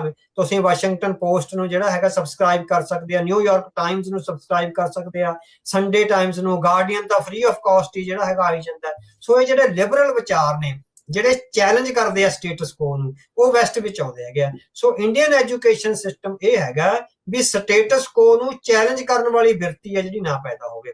ਪਰ ਇਹ ਬੱਚੇ ਕਿਉਂਕਿ ਹੁਣ ਹਾਈਲੀ ਐਜੂਕੇਟਡ ਨੇ, ਵੱਡੀਆਂ ਯੂਨੀਵਰਸਿਟੀਆਂ ਵਿੱਚ ਪੜ੍ਹੇ ਆ ਔਰ ਚੰਗੇ ਅਮੀਰ ਘਰਾਂ ਚੋਂ, ਉਹਨਾਂ ਦੀ ਇੰਟਰੈਕਸ਼ਨ ਹੋ ਚੁੱਕੀ ਹੈ ਵੈਸਟ ਦੇ ਸਿਸਟਮ ਨਾਲ। ਉਹ ਜਿਹੜਾ ਸਟੇਟਸ ਕੋ ਨੂੰ ਚੈਲੰਜ ਕਰਨ ਦਾ ਯਤਨ ਕਰ ਰਹੇ ਹੈਗੇ ਆ। ਵਾਕਿਆ ਹੀ ਉਹਨਾਂ ਵਿੱਚ ਇਹ ਪਨਪਿਆ ਹੈ, ਹਾਲੇ ਪਹਿਲੀ ਝਲਕ ਹੈ। ਆਪਾਂ ਨੂੰ ਨਹੀਂ ਪਤਾ ਵੀ ਇਹ ਕਾਬੂ ਆ ਜਾਣਗੇ, ਹਾਲੇ ਆਪਾਂ ਇਹਦੇ ਬਾਰੇ ਭਵਿੱਖਬਾਣੀ ਨਹੀਂ ਕਰ ਸਕਦੇ, ਪਰ ਇਹ ਪਹਿਲੀ ਝਲਕ ਹੈ ਵੀ ਉਹਨਾਂ ਵਿਦਿਆਰਥੀਆਂ ਨੇ ਆਪਣੀ ਉਸ ਐਸਪੀਰੇਸ਼ਨਸ ਨੂੰ ਜਿਹੜਾ ਹੈਗਾ ਉਹ ਦਿਖਾਇਆ ਹੈਗਾ ਵੀ ਅਸੀਂ ਹੁਣ ਕਲੋਜ਼ਡ ਸੁਸਾਇਟੀ ਵਿੱਚ ਨਹੀਂ ਰਹਿ ਸਕਦੇ। ਸਾਨੂੰ ਓਪਨਨੈਸ, ਜਿਹੜੀ ਪੋਲੀਟੀਕਲ ਓਪਨਨੈਸ ਆ ਔਰ ਪੋਲੀਟੀਕਲ ਰਿਪਰੈਜ਼ੈਂਟੇਸ਼ਨ ਹੈਗੀ ਆ ਸਿਟੀਜ਼ਨਸ ਦੀ, ਜਿਹੜੇ ਸਿਟੀਜ਼ਨਸ ਰਾਈਟਸ ਹੈਗੇ ਆ, ਡੈਮੋਕ੍ਰੈਟਿਕ ਰਿਫਾਰਮਸ ਔਰ ਡੈਮੋਕ੍ਰੈਟਿਕ ਨੋਰਮਸ ਐਂਡ ਸਿਸਟਮਸ ਨੇ ਸਿਟੀਜ਼ਨਸ ਨੂੰ ਜਿਹੜੇ ਰਾਈਟ ਦਿੱਤੇ ਹੈਗੇ ਆ, ਉਹਦੇ ਨਾਲ ਸਾਨੂੰ ਜਿਹੜੇ ਉਹ ਹੱਕ ਹੈ ਸਾਨੂੰ ਵੀ ਮਿਲਣੇ ਚਾਹੀਦੇ ਆ। ਕੁਛ 100-150 ਬੰਦਾ ਹੀ ਜਿਹੜਾ, ਬਹੁਤੇ ਜਿਹੜੇ ਅਨਪੜ੍ਹ ਤੇ ਕ੍ਰਿਮੀਨਲ ਨੇ ਉਹ ਮੁਲਕ ਨੂੰ ਨਹੀਂ ਚਲਾ ਸਕਦੇ। ਹੁਣ ਪੜ੍ਹੇ ਲਿਖੇ ਬੱਚਿਆਂ ਨੂੰ ਵੀ ਜਿਹੜਾ ਹੈਗਾ ਉਸ ਸਿਸਟਮ ਦਾ ਹਿੱਸਾ ਬਣਾਉਣਾ ਪਵੇਗਾ। ਕੀ ਤੁਹਾਨੂੰ ਲੱਗਦਾ ਵੀ ਇਹ ਜਿਹੜੇ ਪ੍ਰਦਰਸ਼ਨ ਹੈ ਸਿਰਫ ਅਲੀਟ ਕਰ ਰਿਹਾ ਹੈ ਕਿ ਜਾਂ ਗਰੀਬ ਅਨਪੜ੍ਹ ਜਾਂ ਜਿਹੜੇ ਉੱਦਾਂ ਦੇ ਵਿਦਿਆਰਥੀ ਜਾਂ ਉੱਦਾਂ ਦੇ ਪਰਿਵਾਰਾਂ ਵਾਲੇ ਵੀ ਇਸ ਦੇ ਵਿੱਚ ਸ਼ਾਮਲ ਹੈਗੇ ਆ, ਕਿ ਸਿਰਫ ਇਹ ਜਿਹੜੇ ਜੇ ਕੰਮ ਮੰਨ ਲਓ ਵੀ ਅਲੀਟ ਹੈ ਇਹ ਕਹਿੰਦੇ ਵੀ ਜੇ ਸਾਨੂੰ ਅੱਜ ਜੌਬ ਮਿਲ ਜਾਵੇ ਤੇ ਸਾਨੂੰ ਰਿਫਾਰਮ ਦੀ ਜ਼ਰੂਰਤ ਨਹੀਂ, ਇਹ ਪ੍ਰਦਰਸ਼ਨ ਦਾ, ਇਹ ਪ੍ਰੋਟੈਸਟ ਦਾ ਅਸਲ 'ਚ ਮਕਸਦ ਕੀ ਤੁਹਾਨੂੰ ਨਜ਼ਰ ਆ ਰਿਹਾ ਹੈ? ਜੀ ਦੇਖੋ, ਇਹ ਦੋ ਤਰ੍ਹਾਂ ਦੇ ਪ੍ਰਦਰਸ਼ਨ ਹੋਣੇ ਆ। ਸੋ ਇਹਦੇ ਚ ਹੁਣ ਪਹਿਲਾ ਸਵਾਲ ਜਿਹੜਾ ਤੁਹਾਡਾ ਹੈਗਾ, ਆਪਾਂ ਉਹਨੂੰ ਕਰ ਲਈਏ ਵੀ ਜਦੋਂ ਇਹਨਾਂ ਨੂੰ ਜੌਬ ਮਿਲ ਗਈ ਤਾਂ ਉਹਨਾਂ ਨੇ ਜਿਹੜਾ ਹੈਗਾ ਸੈਟੀਸਫਾਈ ਹੋ ਜਾਣਾ ਹੈ ਨਾ। ਸੋ ਹੁਣ ਨੌਜਵਾਨ ਕਿੰਨੇ ਆ ਔਰ ਜੌਬਸ ਕਿੰਨੀਆਂ ਨੇ ਇਹ ਤੁਸੀਂ ਦੇਖ ਲਓ। ਜੇ 1 ਲੱਖ ਨੌਜਵਾਨ ਆ ਉਹਦੇ ਚੋਂ 1000 ਨੂੰ ਜੌਬ ਮਿਲ ਗਈ ਤਾਂ ਜਿਹੜਾ ਬਾਕੀ 99,000 ਆ ਉਹਦਾ ਭਵਿੱਖ ਕਿੱਥੇ ਜਾਊਗਾ? 1000 ਬੈਠ ਜਾਊਗਾ, 2000 ਬੈਠ ਜਾਣਗੇ, 5000। ਉਹ ਤੋਂ ਬਾਅਦ ਨਵੀਂ ਜਨਰੇਸ਼ਨ ਆਉਂਦੀ ਜਾਣੀ ਹੈਗੀ ਆ। ਜਿੰਨੀ ਜਨਰੇਸ਼ਨ ਆ ਰਹੀ ਹੈਗੀ ਆ ਪੜ੍ਹੇ ਲਿਖੇ ਲੋਕਾਂ ਦੀ, ਉਨੀਆਂ ਜੌਬਸ ਨਹੀਂ ਹੈਗੀਆਂ। ਉਹਨਾਂ ਨੂੰ ਸਿਸਟਮ ਆ ਜਿਹੜਾ ਐਗਜ਼ੌਸਟ ਨਹੀਂ ਕਰ ਰਿਹਾ ਹਨਾ, ਉਹਨਾਂ ਨੂੰ ਐਂਟਰਟੇਨ ਨਹੀਂ ਹੋ ਰਿਹਾ। ਜੇ 1 ਲੱਖ ਚੋਂ 10,000 ਨੂੰ ਵੀ ਜੌਬ ਮਿਲ ਗਈ, ਬਾਕੀ 90,000 ਤਾਂ ਸੰਘਰਸ਼ ਕਰੂਗਾ ਨਾ, ਕਿਉਂਕਿ ਉਹਨਾਂ ਗੈਪ ਆ ਜਿਹੜਾ ਫਿਲ ਅਪ ਨਹੀਂ ਜਿਹੜਾ ਹੈਗਾ ਹੋ ਰਿਹਾ। ਦੂਸਰਾ ਜਿਹੜਾ ਤੁਹਾਡੀ ਗੱਲ ਹੈਗੀ ਆ, ਆਪਾਂ ਵਾਰ-ਵਾਰ ਇਸ ਮੁਲਕ 'ਚ ਕਿਹਾ ਹੈਗਾ ਵੀ ਭਾਰਤੀ ਨੈਸ਼ਨਲਿਜ਼ਮ ਦਾ ਜਿਹੜਾ ਕੋਰ ਜਿਹੜੀ ਰੀੜ੍ਹ ਦੀ ਹੱਡੀ ਆ ਹਿੰਦੂ ਨੈਸ਼ਨਲਿਜ਼ਮ ਹਨਾ, ਉਹ ਹੈਗਾ ਹਿੰਦੀ ਬੈਲਟ ਆ। ਜਿਹੜੀ ਹਿੰਦੀ ਬੈਲਟ ਸਭ ਤੋਂ ਵੱਧ ਗਰੀਬ ਆ ਤੇ ਹਿੰਦੀ ਬੈਲਟ ਸਭ ਤੋਂ ਵੱਧ ਅਨਪੜ੍ਹ ਹੈ। ਇਹ ਜਿਹੜਾ ਪ੍ਰਦਰਸ਼ਨ ਹੈ ਇਹ ਪੜ੍ਹੇ ਲਿਖੇ ਅਲੀਟ ਦਾ ਹੋਇਆ। ਇਹਦੇ ਵਿੱਚੋਂ ਬਿਯੋਂਡ ਹਿੰਦੀ ਬੈਲਟ ਹੈਗਾ, ਉਹ ਮਹਾਰਾਸ਼ਟਰ ਵਿੱਚ ਵੀ ਹੋ ਰਿਹਾ, ਪੂਨੇ 'ਚ ਵੀ ਹੋ ਰਿਹਾ ਹੈਗਾ ਹਨਾ, ਹੋਰ ਥਾਵਾਂ ਤੇ ਮਹਾਰਾਸ਼ਟਰ 'ਚ ਦਾਦਰ 'ਚ ਬਹੁਤ ਵੱਡਾ ਪ੍ਰਦਰਸ਼ਨ ਹੋਇਆ ਹੈਗਾ ਨਾ। ਸੋ ਇਹ ਦੋ ਤਰ੍ਹਾਂ ਦੇ ਪ੍ਰਦਰਸ਼ਨ ਸਾਹਮਣੇ ਆਉਣਗੇ। ਇੱਕ ਤਾਂ ਪੜ੍ਹੇ ਲਿਖੇ ਅਲੀਟ ਦਾ ਜਿਹਦੇ ਲਈ ਇਹ ਚੈਲੰਜਸ ਆ।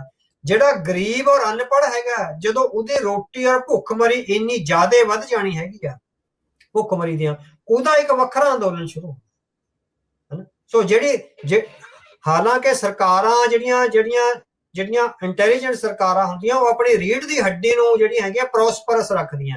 ਔਰ ਭਾਰਤ ਦਾ ਇਹ ਵੱਡਾ ਸੰਕਟ ਹੈਗਾ ਵੀ ਰੀੜ੍ਹ ਦੀ ਹੱਡੀ ਅਨਪੜ੍ਹ ਵੀ ਸਭ ਤੋਂ ਜ਼ਿਆਦਾ ਤੇ ਪ੍ਰੋਸਪਰਸ ਵੀ ਸਭ ਤੋਂ ਘੱਟ ਹੈਗੀ ਆ। ਇਸ ਕਰਕੇ ਇਹ ਅਗਲੀ ਵਾਰੀ ਅਗਲੇ ਸਾਲਾਂ ਵਿੱਚ ਇਹ ਵੀ ਪ੍ਰਦਰਸ਼ਨ ਹੋ ਸਕਦਾ ਵੀ ਜਿਹੜੇ ਗਰੀਬ ਨੇ, ਹੁਣ ਜਿਹੜਾ ਮਾਓਵਾਦੀ ਸੰਘਰਸ਼ ਸੀ ਉਹ ਕੀ ਸੀ, ਉਹ ਅਨਪੜ੍ਹ ਤੇ ਗਰੀਬ ਲੋਕਾਂ ਦੀ ਜਦੋਂ ਉਹਨਾਂ ਦੀ ਰਿਸੋਰਸਿਸ ਖਤਮ ਹੋ ਰਹੇ ਆ, ਉਹਨਾਂ ਦੀ ਲਾਈਵਲੀਹੁੱਡ ਦੀ ਜਿਹੜੀ ਹੈਗੀ ਆ ਉਹ ਸਾਰੇ ਦਰਵਾਜ਼ੇ ਬੰਦ ਹੋ ਰਹੇ ਆ। ਸੋ ਉਹਨਾਂ ਦੀ ਉਹ ਬਗਾਵਤ ਸੀ। ਸੋ ਅਸੀਂ ਨਹੀਂ ਕਹਿੰਦੇ ਵੀ ਹਥਿਆਰਬੰਦ ਬਗਾਵਤ ਹੋਵੇਗੀ ਜਾਂ ਕਰਨੀ ਚਾਹੀਦੀ ਆ, ਪਰ ਇੱਕ ਲੋਕ ਸੰਘਰਸ਼ ਹੈ ਜਿਹੜਾ ਜ਼ਰੂਰ ਉੱਠੇਗਾ। ਉਹ ਹਿੰਦੂ ਨੈਸ਼ਨਲਿਜ਼ਮ ਦੀ ਰੀੜ੍ਹ ਦੀ ਹੱਡੀ 'ਚ ਉੱਠੇਗਾ।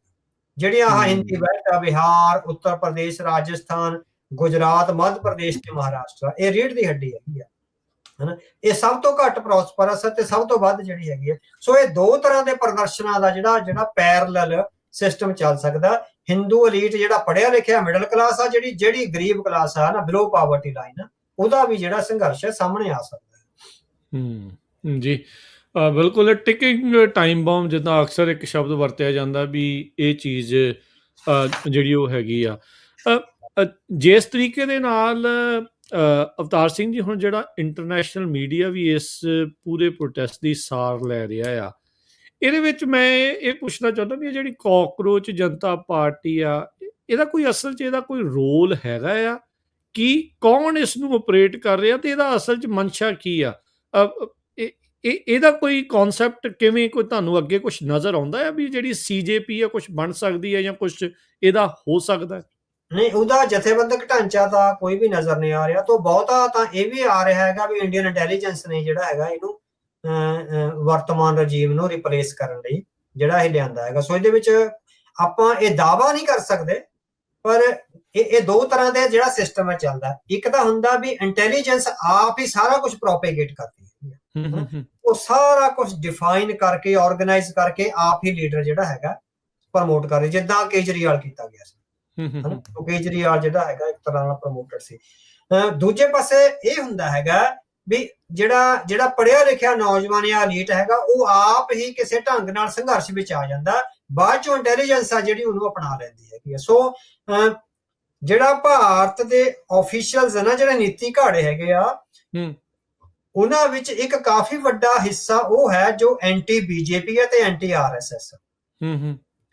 ਉਹ ਲਗਾਤਾਰ ਯਤਨ ਕਰ ਰਿਹਾ ਹੈਗਾ ਵੀ ਕਿਸੇ ਨਾ ਕਿਸੇ ਢੰਗ ਨਾਲ ਜਿਹੜੀ ਇਹ ਡਿਵਾਈਡ ਐਂਡ ਰੂਲ ਵਾਲੀ ਰਾਜਨੀਤੀ ਹੋ ਰਹੀ ਆ ਵਰਤਮਾਨ ਰਜੀਮ ਵਿੱਚ, ਵੀ ਉਹਨਾਂ ਨੂੰ ਲੱਗ ਰਿਹਾ ਹੈਗਾ ਵੀ ਇਹ ਦੇਸ਼ ਲਈ ਠੀਕ ਨਹੀਂ। ਉਹ ਜਿਹੜਾ ਸਮਝਦਾਰ ਧੜਾ ਹੈਗਾ ਨਾ, ਸੋ ਜਿਹੜਾ ਐਂਟੀ ਬੀਜੇਪੀ ਐਂਟੀ ਆਰਐਸਐਸ, ਉਹ ਵਿਦਿਨ ਆਫੀਸ਼ੀਅਲ ਡਮ ਚ ਉਹ ਅਫਸਰਸ਼ਾਹੀ ਵਿੱਚ ਕਾਫੀ ਭਾਰੂ ਹੈਗਾ, ਜਿਹੜਾ ਜਿਨ੍ਹਾਂ ਦੀਆਂ ਪੁਰਾਣੀਆਂ ਨਿਯੁਕਤੀਆਂ ਹੋਈਆਂ ਨੇ ਜਾਂ ਜਿਹੜੇ ਲਿਬਰਲ ਡੈਮੋਕ੍ਰੈਟਿਕ ਇੰਸਟੀਟਿਊਸ਼ਨਸ ਤੋਂ ਪੜ੍ਹ ਕੇ ਆਏ ਆ, ਉਹਨਾਂ ਨੂੰ ਇਹ ਲੱਗ ਰਿਹਾ ਹੈਗਾ ਵੀ ਦੇਸ਼ ਨੂੰ ਗਲਤ ਰਾਹ ਤੇ ਲਿਜਾਇਆ ਜਾ ਰਿਹਾ ਹੈਗਾ, ਜਿਹੜਾ ਇਹ ਨੌਨ ਡੈਮੋਕ੍ਰੈਟਿਕ ਸਿਸਟਮ ਜਾਂ ਤਾਨਾਸ਼ਾਹੀ ਵਾਲਾ ਸਿਸਟਮ ਹੈ। ਸੋ ਹੋ ਸਕਦਾ ਹੈ ਉਹਨਾਂ ਨੇ ਇਸ ਕਾਕਰੋਚ ਜਨਤਾ ਪਾਰਟੀ ਦਾ ਜਿਹੜਾ ਕੁਛ ਨਾ ਕੁਛ ਇਨੀਸ਼ੀਅਲ ਦਾ ਜਿਹੜੇ ਉਹ ਕ੍ਰੀਏਟ ਕੀਤੇ ਹੋਣ ਤੇ ਮੁੜ ਕੇ ਉਹਨੂੰ ਅਰਵਿੰਦ ਕੇਜਰੀਵਾਲ ਵਾਂਗੂ ਹੀ ਜਿਹੜਾ ਹੈਗਾ ਉਹ ਪ੍ਰਮੋਟ ਕਰਕੇ ਅੱਗੇ ਵਧਾ ਦਿੱਤਾ ਜਾਵੇ, ਜਾਂ ਉਹ ਬੀ ਟੀਮ ਦੇ ਤੌਰ ਤੇ ਤਿਆਰ ਕਰ ਰਹੇ ਆ ਵੀ ਕੱਲ ਨੂੰ ਜਦੋਂ ਇਸ ਤਾਨਾਸ਼ਾਹ ਜਾਂ ਨਰਿੰਦਰ ਮੋਦੀ ਵਾਲੀ ਸਰਕਾਰ ਤੋਂ ਲੋਕਾਂ ਦਾ ਮੋਹ ਭੰਗ ਹੋਣਾ,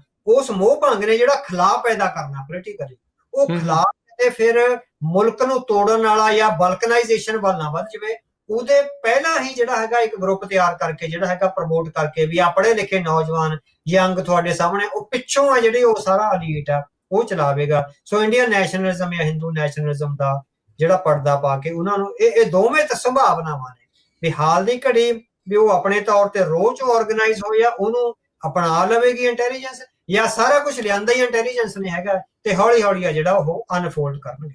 ਸੋ ਬੇਸਿਕਲੀ ਆਪਾਂ ਇਹ ਕਹਿ ਸਕਦੇ ਹਾਂ ਵੀ ਮੁਲਕ ਟੁੱਟੇ ਨਾ, ਇਸ ਲਈ ਵੀ ਇਦਾਂ ਦੇ ਜਿਹੜੇ ਲੀਡਰ ਕਹਿ ਲਓ ਜਾਂ ਇਦਾਂ ਦੀਆਂ ਜਿਹੜੀਆਂ ਪਾਰਟੀਆਂ ਉਹ ਪਲਾਂਟ ਹੋ ਰਹੀਆਂ, ਇੰਟੈਲੀਜੈਂਸ ਕਰ ਲੈਂਦੀ ਹੈ, ਇਹ ਤਜਰਬੇ ਇੰਟੈਲੀਜੈਂਸ ਕਰ ਲੈਂਦੀ ਹੈ, ਔਰ ਉਹਨਾਂ ਦਾ ਕੰਮ ਹੀ ਇਹ ਹੁੰਦਾ ਹੈਗਾ ਵੀ ਬਹੁਤ ਜ਼ਿਆਦਾ ਨੁਕਸਾਨ ਨਾ ਜਿਹੜਾ ਹੋ ਜਾਵੇ। ਸੋ ਉਹਨਾਂ ਨੇ ਜਿਹੜੀ ਇੰਟੈਲੀਜੈਂਸ ਦੇ ਆਫੀਸ਼ੀਅਲ ਜਿਹੜੇ ਨੀਤੀ ਘੜੇ ਆ, ਇੰਟੈਲੀਜੈਂਸ ਦਾ ਮੀਨਸ ਨਾ ਦੋ ਤਰ੍ਹਾਂ ਨਾਲ ਹੁੰਦਾ, ਇੱਕ ਤਾਂ ਹੁੰਦਾ ਵੀ ਜਿਨ੍ਹਾਂ ਨੇ ਕਤਲੋਗਾਰਤ ਵਿੱਚ ਹਿੱਸਾ ਲਿਆ, ਵੀ ਜਿੱਦਾਂ ਕੈਨੇਡਾ ਵਿੱਚ ਰॉ ਦੇ ਆਫੀਸਰਸ ਡਿਪਲੋਮੈਟ ਬਣ ਕੇ ਉਹਨਾਂ ਦਾ ਤਾਂ ਇੱਕੋ ਹੀ ਕੰਮ ਆ ਵੀ ਕਿਹੜੇ ਸਿੱਖ ਨੂੰ ਮਾਰਨਾ, ਕਿਹਦੇ ਘਰ ਤੇ ਗੋਲੀਆਂ ਚਲਾਉਣੀਆਂ ਜਾਂ ਕਿਹਨੂੰ ਧਮਕਾਉਣਾ, ਜਿਨ੍ਹਾਂ ਦਾ ਜਿਹੜੇ ਰਿਸਰਚ ਦੇ ਸਟੂਡੈਂਟਸ ਨੇ ਜਿਹੜੇ ਨੀਤੀ ਘੜਦੇ ਹੈਗੇ ਆ, ਔਰ ਜਿਨ੍ਹਾਂ ਨੇ ਜਿਹੜਾ ਹੈਗਾ ਇੱਕ ਐਲੀਟਿਜ਼ਮ ਆ ਜਿਹੜਾ ਪੈਦਾ ਕਰਨਾ, ਜਿਹੜੇ ਉਹ ਪੜ੍ਹਿਆ ਲਿਖਿਆ ਵਰਗ ਹੈਗਾ ਨਾ, ਜਿਹੜਾ ਐਕਚੁਅਲੀ ਫਿਕਰਮੰਦ ਹੈ ਮੁਲਕ ਬਾਰੇ, ਸੋ ਉਹਨਾਂ ਨੂੰ ਇਹ ਹੈਗਾ ਵੀ ਮੁਲਕ ਦਾ ਬਲਕਨਾਈਜੇਸ਼ਨ ਨਾ ਹੋਵੇ। ਸੋ ਉਹ ਇਸ ਤਰ੍ਹਾਂ ਦੀਆਂ ਨੀਤੀਆਂ ਘੜਦੇ ਆ ਵੀ ਬਹੁਤ ਵੱਡਾ ਨੁਕਸਾਨ ਹੋਣ ਨਾਲੋਂ ਜੇ ਘੱਟ ਨੁਕਸਾਨ ਨਾਲ ਹੀ ਅਸੀਂ ਆਪਣਾ ਇੱਕ ਸੈਕੰਡ ਟੀਮ ਹੈ ਜਿਹੜੀ ਉਹ ਲੈ ਕੇ ਆਈਏ ਤਾਂ ਉਹ ਜਿਹੜਾ ਹੈਗਾ ਘੱਟੋ ਘੱਟ ਦੇਸ਼ ਬਚ ਸਕਦਾ ਹੈ। ਸੋ ਉਹਦੀ ਬਲਕਨਾਈਜੇਸ਼ਨ ਹੈ ਜਿਹੜੀ ਉਹ ਬਚ ਸਕਦੀ ਹੈ। ਸੋ ਜਿਹੜੇ ਸਿਆਣੇ ਜਿਹੜੇ ਮਾਰਾ ਮਰਾਈ ਵਾਲੇ ਚੱਕਰ ਤੋਂ ਦੂਰ ਨੇ, ਜਿਹਨਾਂ ਦਾ ਕੰਮ ਸਿਰਫ ਕਿਤਾਬਾਂ ਨਾਲ ਹੈ, ਰਿਸਰਚ ਪ੍ਰੋਜੈਕਟਸ ਨਾਲ ਹੈ, ਕਿਤਾਬਾਂ ਨਾਲ ਆ, ਜਾਂ ਜਿੱਦਾਂ ਆਪਾਂ ਕਹਿ ਦਈਏ ਵੀ ਜਿਹੜੇ ਪ੍ਰੋਫੈਸਰ ਲੈਵਲ ਦੇ ਬੰਦੇ ਹੈਗੇ ਆ, ਖੋਜਾਰਥੀ ਨੇ ਪਰ ਉਹ ਸਰਕਾਰ ਦੀ ਨੀਤੀ ਲਈ ਕੰਮ ਕਰਦੇ ਹੈਗੇ ਆ, ਉਹਨਾਂ ਦਾ ਇਹ ਫਿਕਰ ਹੈਗਾ ਵੀ ਮੁਲਕ ਡੀਰੇਲ ਨਾ ਹੋਵੇ ਜਾਂ ਕੋਈ ਇਸ ਤਰ੍ਹਾਂ ਦੀਆਂ ਘਟਨਾਵਾਂ ਨਾ ਵਾਪਰਨ ਜਿੱਦਾਂ ਐਮਰਜੈਂਸੀ ਵੇਲੇ ਵਾਪਰੀਆਂ ਜਾਂ ਉਹ ਤੋਂ ਬਾਅਦ ਵਾਪਰੀਆਂ, ਵੀ ਉਹਨੂੰ ਕਲੱਬ ਰੱਖਣ ਲਈ ਇਹ ਸੈਕੰਡ ਟੀਮ ਹੈ ਜਿਹੜੀ ਇਹ ਬਣਾ ਕੇ ਸਾਹਮਣੇ ਪੇਸ਼ ਕੀਤੀ ਜਾ ਸਕਦੀ ਹੈ। ਸੋ ਇਹ ਜਿਹੜੇ ਥਿੰਕ ਟੈਂਕ ਉਹਨਾਂ ਨੇ ਉੱਥੇ ਬਣਾਏ ਨੇ, ਚਾਹੇ ਇੱਥੇ ਨੇ ਚਾਹੇ ਉੱਥੇ ਨੇ, ਉਹ ਇਸ ਐਂਗਲ ਦੇ ਵਿੱਚ ਲੱਗੇ ਹੋਏ ਆ। ਜਿਹੜੀ ਗੱਲ ਤੁਸੀਂ ਇਸ ਤੋਂ ਪਹਿਲਾਂ ਅਵਤਾਰ ਸਿੰਘ ਜੀ ਕੀਤੀ ਸੀ ਵੀ ਜਦੋਂ ਅਨਪੜ੍ਹ ਗਰੀਬ ਲੋਕਾਂ ਦੀ ਬਗਾਵਤ ਹੋਣ ਦਾ ਜਿਹੜਾ ਇਹ ਚਾਂਸ ਜਿਹੜਾ ਉਹ ਪੈਦਾ ਹੋ ਰਿਹਾ ਹੈ ਸਾਰੇ ਦੇ ਵਿੱਚ, ਕੀ ਉੱਥੋਂ ਦੀ ਸਰਕਾਰ ਇਸ ਦੇ ਪ੍ਰਤੀ ਕੋਈ ਚੇਤਨ ਹੈ? ਹਾਂਜੀ, ਤੁਸੀਂ ਦੇਖੋ ਉਹਨਾਂ ਵਿੱਚ ਚੇਤਨਤਾ ਹੈ, ਉਹਨਾਂ ਨੂੰ ਜਿਹੜੀ ਹੈਗੀ ਸਮਝ ਹੈ ਵੀ ਜਦੋਂ ਅਨਪੜ੍ਹ ਲੋਕਾਂ ਦੀ ਜਿਹੜਾ ਹਿੰਦੂ ਬੈਲਟ ਦਾ ਗਰੀਬ ਲੋਕ ਹੈ, ਜਦੋਂ ਉਹਦੇ ਰਿਸੋਰਸਿਸ ਮੁੱਕਣੇ ਹੈਗੇ ਆ, ਜਿਹੜੀ ਉਹਦੀ ਬਗਾਵਤ ਸਾਹਮਣੇ ਆਉਣੀ ਆ। ਹੁਣ ਜਿਹੜੀ 543 ਲੋਕ ਸਭਾ ਦੀਆਂ ਸੀਟਾਂ ਤੋਂ 850 ਲੋਕ ਸਭਾ ਦੀਆਂ ਸੀਟਾਂ ਕਰਨੀਆਂ, ਵੱਡੀ ਪਾਰਲੀਮੈਂਟ ਬਣਾਈ ਆ, ਉਹ ਇਸੇ ਦਾ ਹੀ ਹਿੱਸਾ ਹੈ ਵੀ ਉਦੋਂ ਤੱਕ ਜਿਹੜਾ ਇੰਡੀਅਨ ਪੋਲੀਟੀਕਲ ਐਲੀਟ ਹੈਗਾ ਉਹਨੂੰ ਮਜ਼ਬੂਤ ਹੀ ਇੰਨਾ ਕਰ ਲਓ। ਸੋ ਹਿੰਦੂ ਬੈਲਟ ਚੋਂ ਹੀ 4-5 ਸਟੇਟਾਂ ਚੋਂ ਹੀ ਬੀਜੇਪੀ ਦੀ ਸਰਕਾਰ ਬਣ ਕੇ ਆ ਜਾਇਆ ਕਰੂਗੀ, ਬਾਕੀ ਕਿਸੇ ਨੂੰ ਖੰਗਣ ਹੀ ਨਹੀਂ ਦੇਣਗੇ, ਇੰਨੀ ਕਲੋਜ਼ਡ ਸੁਸਾਇਟੀ ਬਣਾ ਲੈਣਗੇ। ਸੋ ਇਹ 850 ਸੀਟ ਵਾਲੀ ਜਿਹੜੀ ਲੋਕ ਸਭਾ ਹੈਗੀ ਹੈ ਵੀ ਇਹ 4-5 ਸਟੇਟਾਂ ਚੋਂ ਗੁਜਰਾਤ, ਯੂਪੀ, ਬਿਹਾਰ, ਰਾਜਸਥਾਨ ਤੇ ਮੱਧ ਪ੍ਰਦੇਸ਼ ਚੋਂ ਜਿਹੜਾ ਹੈਗਾ ਸੋ ਲੋਕ ਸਭਾ ਚੁਣ ਕੇ ਆ ਜਾਇਆ ਕਰੂਗੀ। ਇੰਨੀਆਂ ਸੀਟਾਂ ਇੱਥੇ ਹੀ ਕਰ ਲੈਣੀਆਂ ਉਹਨਾਂ ਨੇ।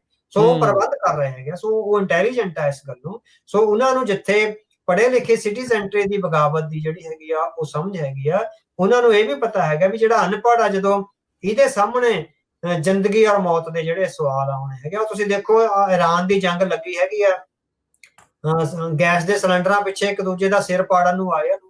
ਸੋ ਹਲੇ ਤਾਂ ਗੈਸ ਦੇ ਸਿਲੰਡਰ ਤੱਕ ਆ, ਜਦੋਂ ਇਹ ਰੋਟੀ ਪਾਣੀ ਤੱਕ ਮਸਲੇ ਆਉਣੇ ਹੈਗੇ ਆ ਉਦੋਂ ਜਿਹੜੇ ਹਾਲਾਤ ਪੈਦਾ ਹੋਣੇ ਹੈਗੇ ਆ, ਸੋ ਉਹ ਬਹੁਤ ਖਤਰਨਾਕ ਜਿਹੜੀ ਪਿਕਚਰ ਆ ਉਹ ਪੇਸ਼ ਕਰ ਰਹੇ ਹੈਗੇ। ਸੋ ਉਹਨਾਂ ਨੇ ਪਹਿਲਾਂ ਹੀ ਪ੍ਰਬੰਧ ਕਰ ਲਿਆ ਹੋਇਆ ਵੀ ਇੱਕ ਖਾਸ ਧਾਰਾ ਨੂੰ ਜਿਹੜਾ ਹੈਗਾ ਉਹ 4-5 ਸਟੇਟਾਂ ਚੋਂ ਜਿਤਾ ਕੇ, ਬਾਕੀ ਭਾਰਤ ਦਾ ਕੀ ਹੁੰਦਾ ਉਹ ਕੀ ਨਹੀਂ।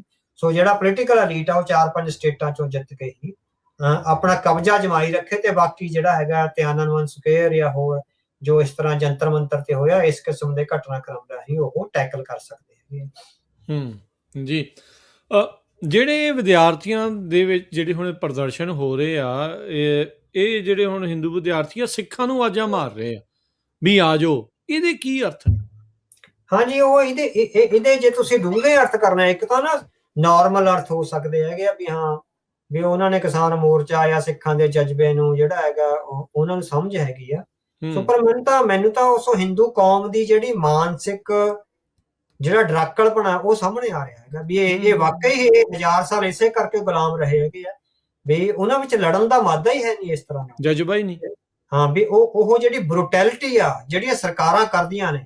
ਹੁਣ ਖਾਲਸਾ ਪੰਥ 75 ਸਾਲ ਘੋੜਿਆਂ ਦੀਆਂ ਕਾਠੀਆਂ ਤੇ ਰਿਹਾ। ਸੋ ਇਸਲਾਮ ਦੀ ਜਿਹੜੀ ਬਰੂਟੈਲਿਟੀ ਆ ਉਹਨੂੰ ਸਿੰਘਾਂ ਨੇ ਗੁਰੂ ਸਾਹਿਬ ਵੱਲੋਂ ਬਖਸ਼ੀ ਤੇਗ ਨਾਲ ਭਜਾ ਕੇ ਮਾਰਿਆ। 75 ਸਾਲ ਘੋੜੀਆਂ, ਸਾਡੀਆਂ ਬੀਬੀਆਂ, ਸਾਡੇ ਬੱਚੇ, ਸਾਡੇ ਬਜ਼ੁਰਗ, ਸਾਡੇ ਮਹਾਨ ਬਜ਼ੁਰਗ, ਸਾਡੇ ਮਹਾਨ ਸ਼ਹੀਦ ਆ ਜਿਹੜੇ ਉਹ ਬਰੂਟੈਲਿਟੀ ਦੇ ਖਿਲਾਫ ਲੜੇ ਆ।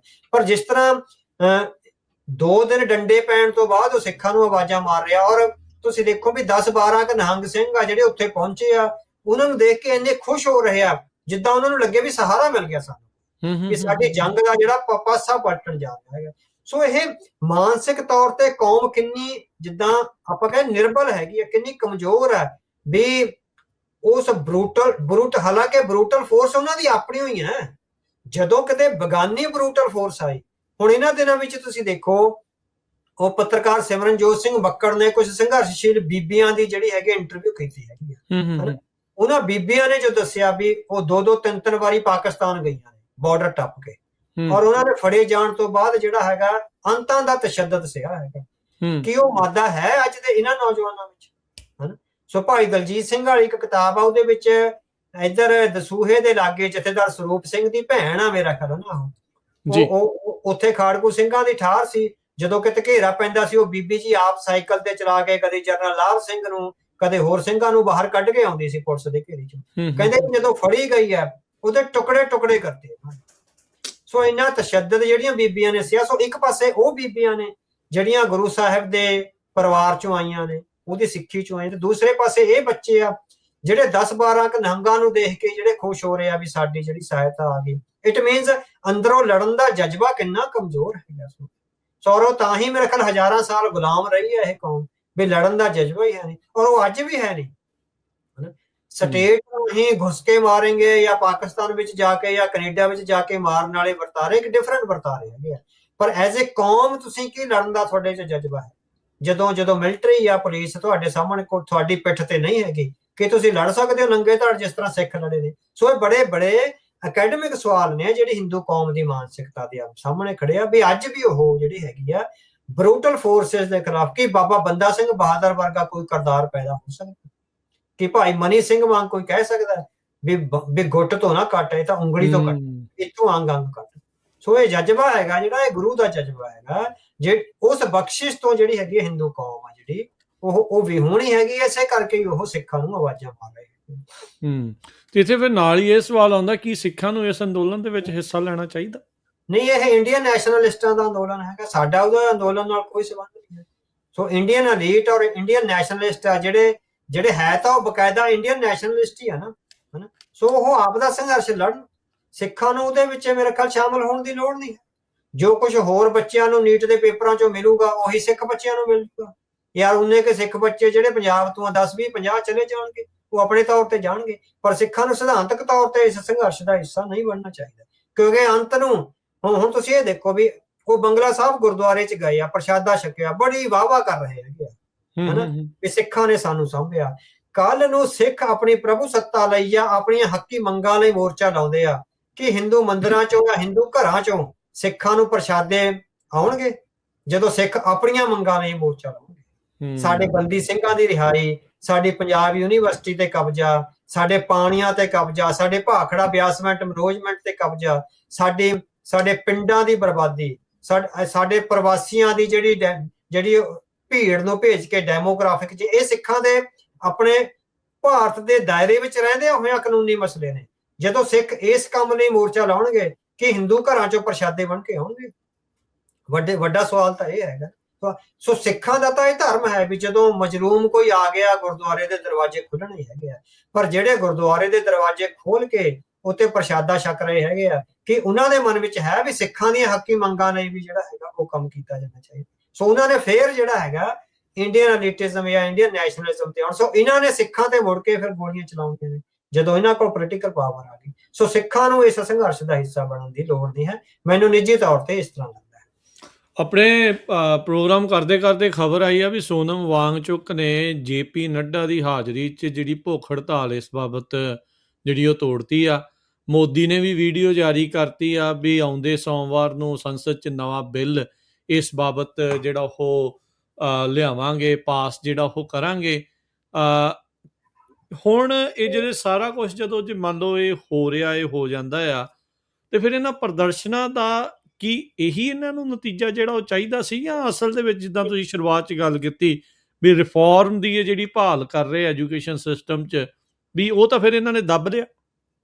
ਹਾਂਜੀ। ਸੋ ਇਹ ਹੁਣ ਮੋਰਚੇ ਦੀ ਲੀਡਰਸ਼ਿਪ ਨੂੰ ਚਾਹੀਦਾ ਨਾ ਕਿ ਮੋਰਚੇ ਦੀ ਲੀਡਰਸ਼ਿਪ ਉਨੀ ਸਮਝਦਾਰ ਹੈ ਵੀ ਉਹ ਘੱਟੋ ਘੱਟ ਹੁਣ ਐਜੂਕੇਸ਼ਨ ਰਿਫਾਰਮਸ ਤੱਕ ਨਹੀਂ, ਪੋਲੀਟੀਕਲ ਰਿਫਾਰਮਸ ਤੱਕ ਜਿਹੜੀ ਗੱਲ ਹੈਗੀ, ਜਿਹੜੀ ਪਾਰਟਿਸਿਪੇਸ਼ਨ, ਰਾਈਟ ਟੂ ਸਿਟੀਜ਼ਨਸ਼ਿਪ ਆ, right to participation in politics ਹੈਗੀ ਆ, ਜੇ ਉੱਥੇ ਤੱਕ ਜਾਂਦੇ ਹੈਗੇ ਆ ਤਾਂ ਉਹ ਜਿਹੜਾ ਹੈਗਾ ਸਿਸਟਮ ਨੂੰ ਡੈਮੋਕ੍ਰੈਟਿਕਲੀ ਚੇਂਜ ਕਰਕੇ ਜਿਹੜਾ ਵਰਤਮਾਨ ਪੋਲੀਟੀਕਲ ਐਲੀਟ ਕਾਬਜ ਹੋਇਆ ਉਹਨੂੰ ਹਟਾ ਕੇ ਇੱਕ ਨਵੇਂ ਚੰਗੇ ਪੜ੍ਹੇ ਲਿਖੇ ਨੌਜਵਾਨਾਂ ਦਾ ਜਿਹੜਾ ਹੈਗਾ ਉਹ ਗਰੁੱਪ ਤਾਂ ਆ ਸਕਦਾ ਹੈਗਾ ਜੇ ਪੋਲੀਟੀਕਲ ਰਿਫਾਰਮਸ ਲਈ ਸੰਘਰਸ਼ ਹੋਵੇਗਾ। ਸੋ ਜੇ ਇਹ ਵੀ ਹੋ ਸਕਦਾ ਵੀ ਹਾਲ ਦੀ ਘੜੀ ਇਹ ਇਸ ਤਰ੍ਹਾਂ ਕਾਬੂ ਕਰ ਲਿਆ ਜਾਵੇ ਤੇ ਮੁੜ ਕੇ ਚੈਲੰਜਸ ਹੋਰ ਆਈ ਜਾਣੇ ਹੈਗੇ। ਸੋ ਉਹਨਾਂ ਟਾਈਮਾਂ ਤੇ ਫਿਰ ਇਹ ਲੀਡਰਸ਼ਿਪ ਦੁਬਾਰੇ ਸੰਘਰਸ਼ ਕਰਦੀ ਹੈ ਜਾਂ ਨਹੀਂ ਕਰਦੀ, ਉਹਦੇ ਤੇ ਡਿਪੈਂਡ ਕਰੂਗਾ। ਸੋ ਸੋਨਮ ਵਾਂਗਚੁਕ ਨੇ ਹੜਤਾਲ ਆ, ਤੁਸੀਂ ਦੇਖਿਆ ਵੀ ਭੁੱਖ ਹੜਤਾਲ ਖਤਮ ਕਰ ਦਿੱਤੀ ਹੋਈ ਆ। ਕੋਈ ਸਮਝਾ ਤਾਂ ਮੇਰੇ ਖਿਆਲ JP ਨੱਡਾ ਅੱਜ ਜੰਤਰ ਮੰਤਰ ਤੇ ਆਏ ਸੀਗੇ।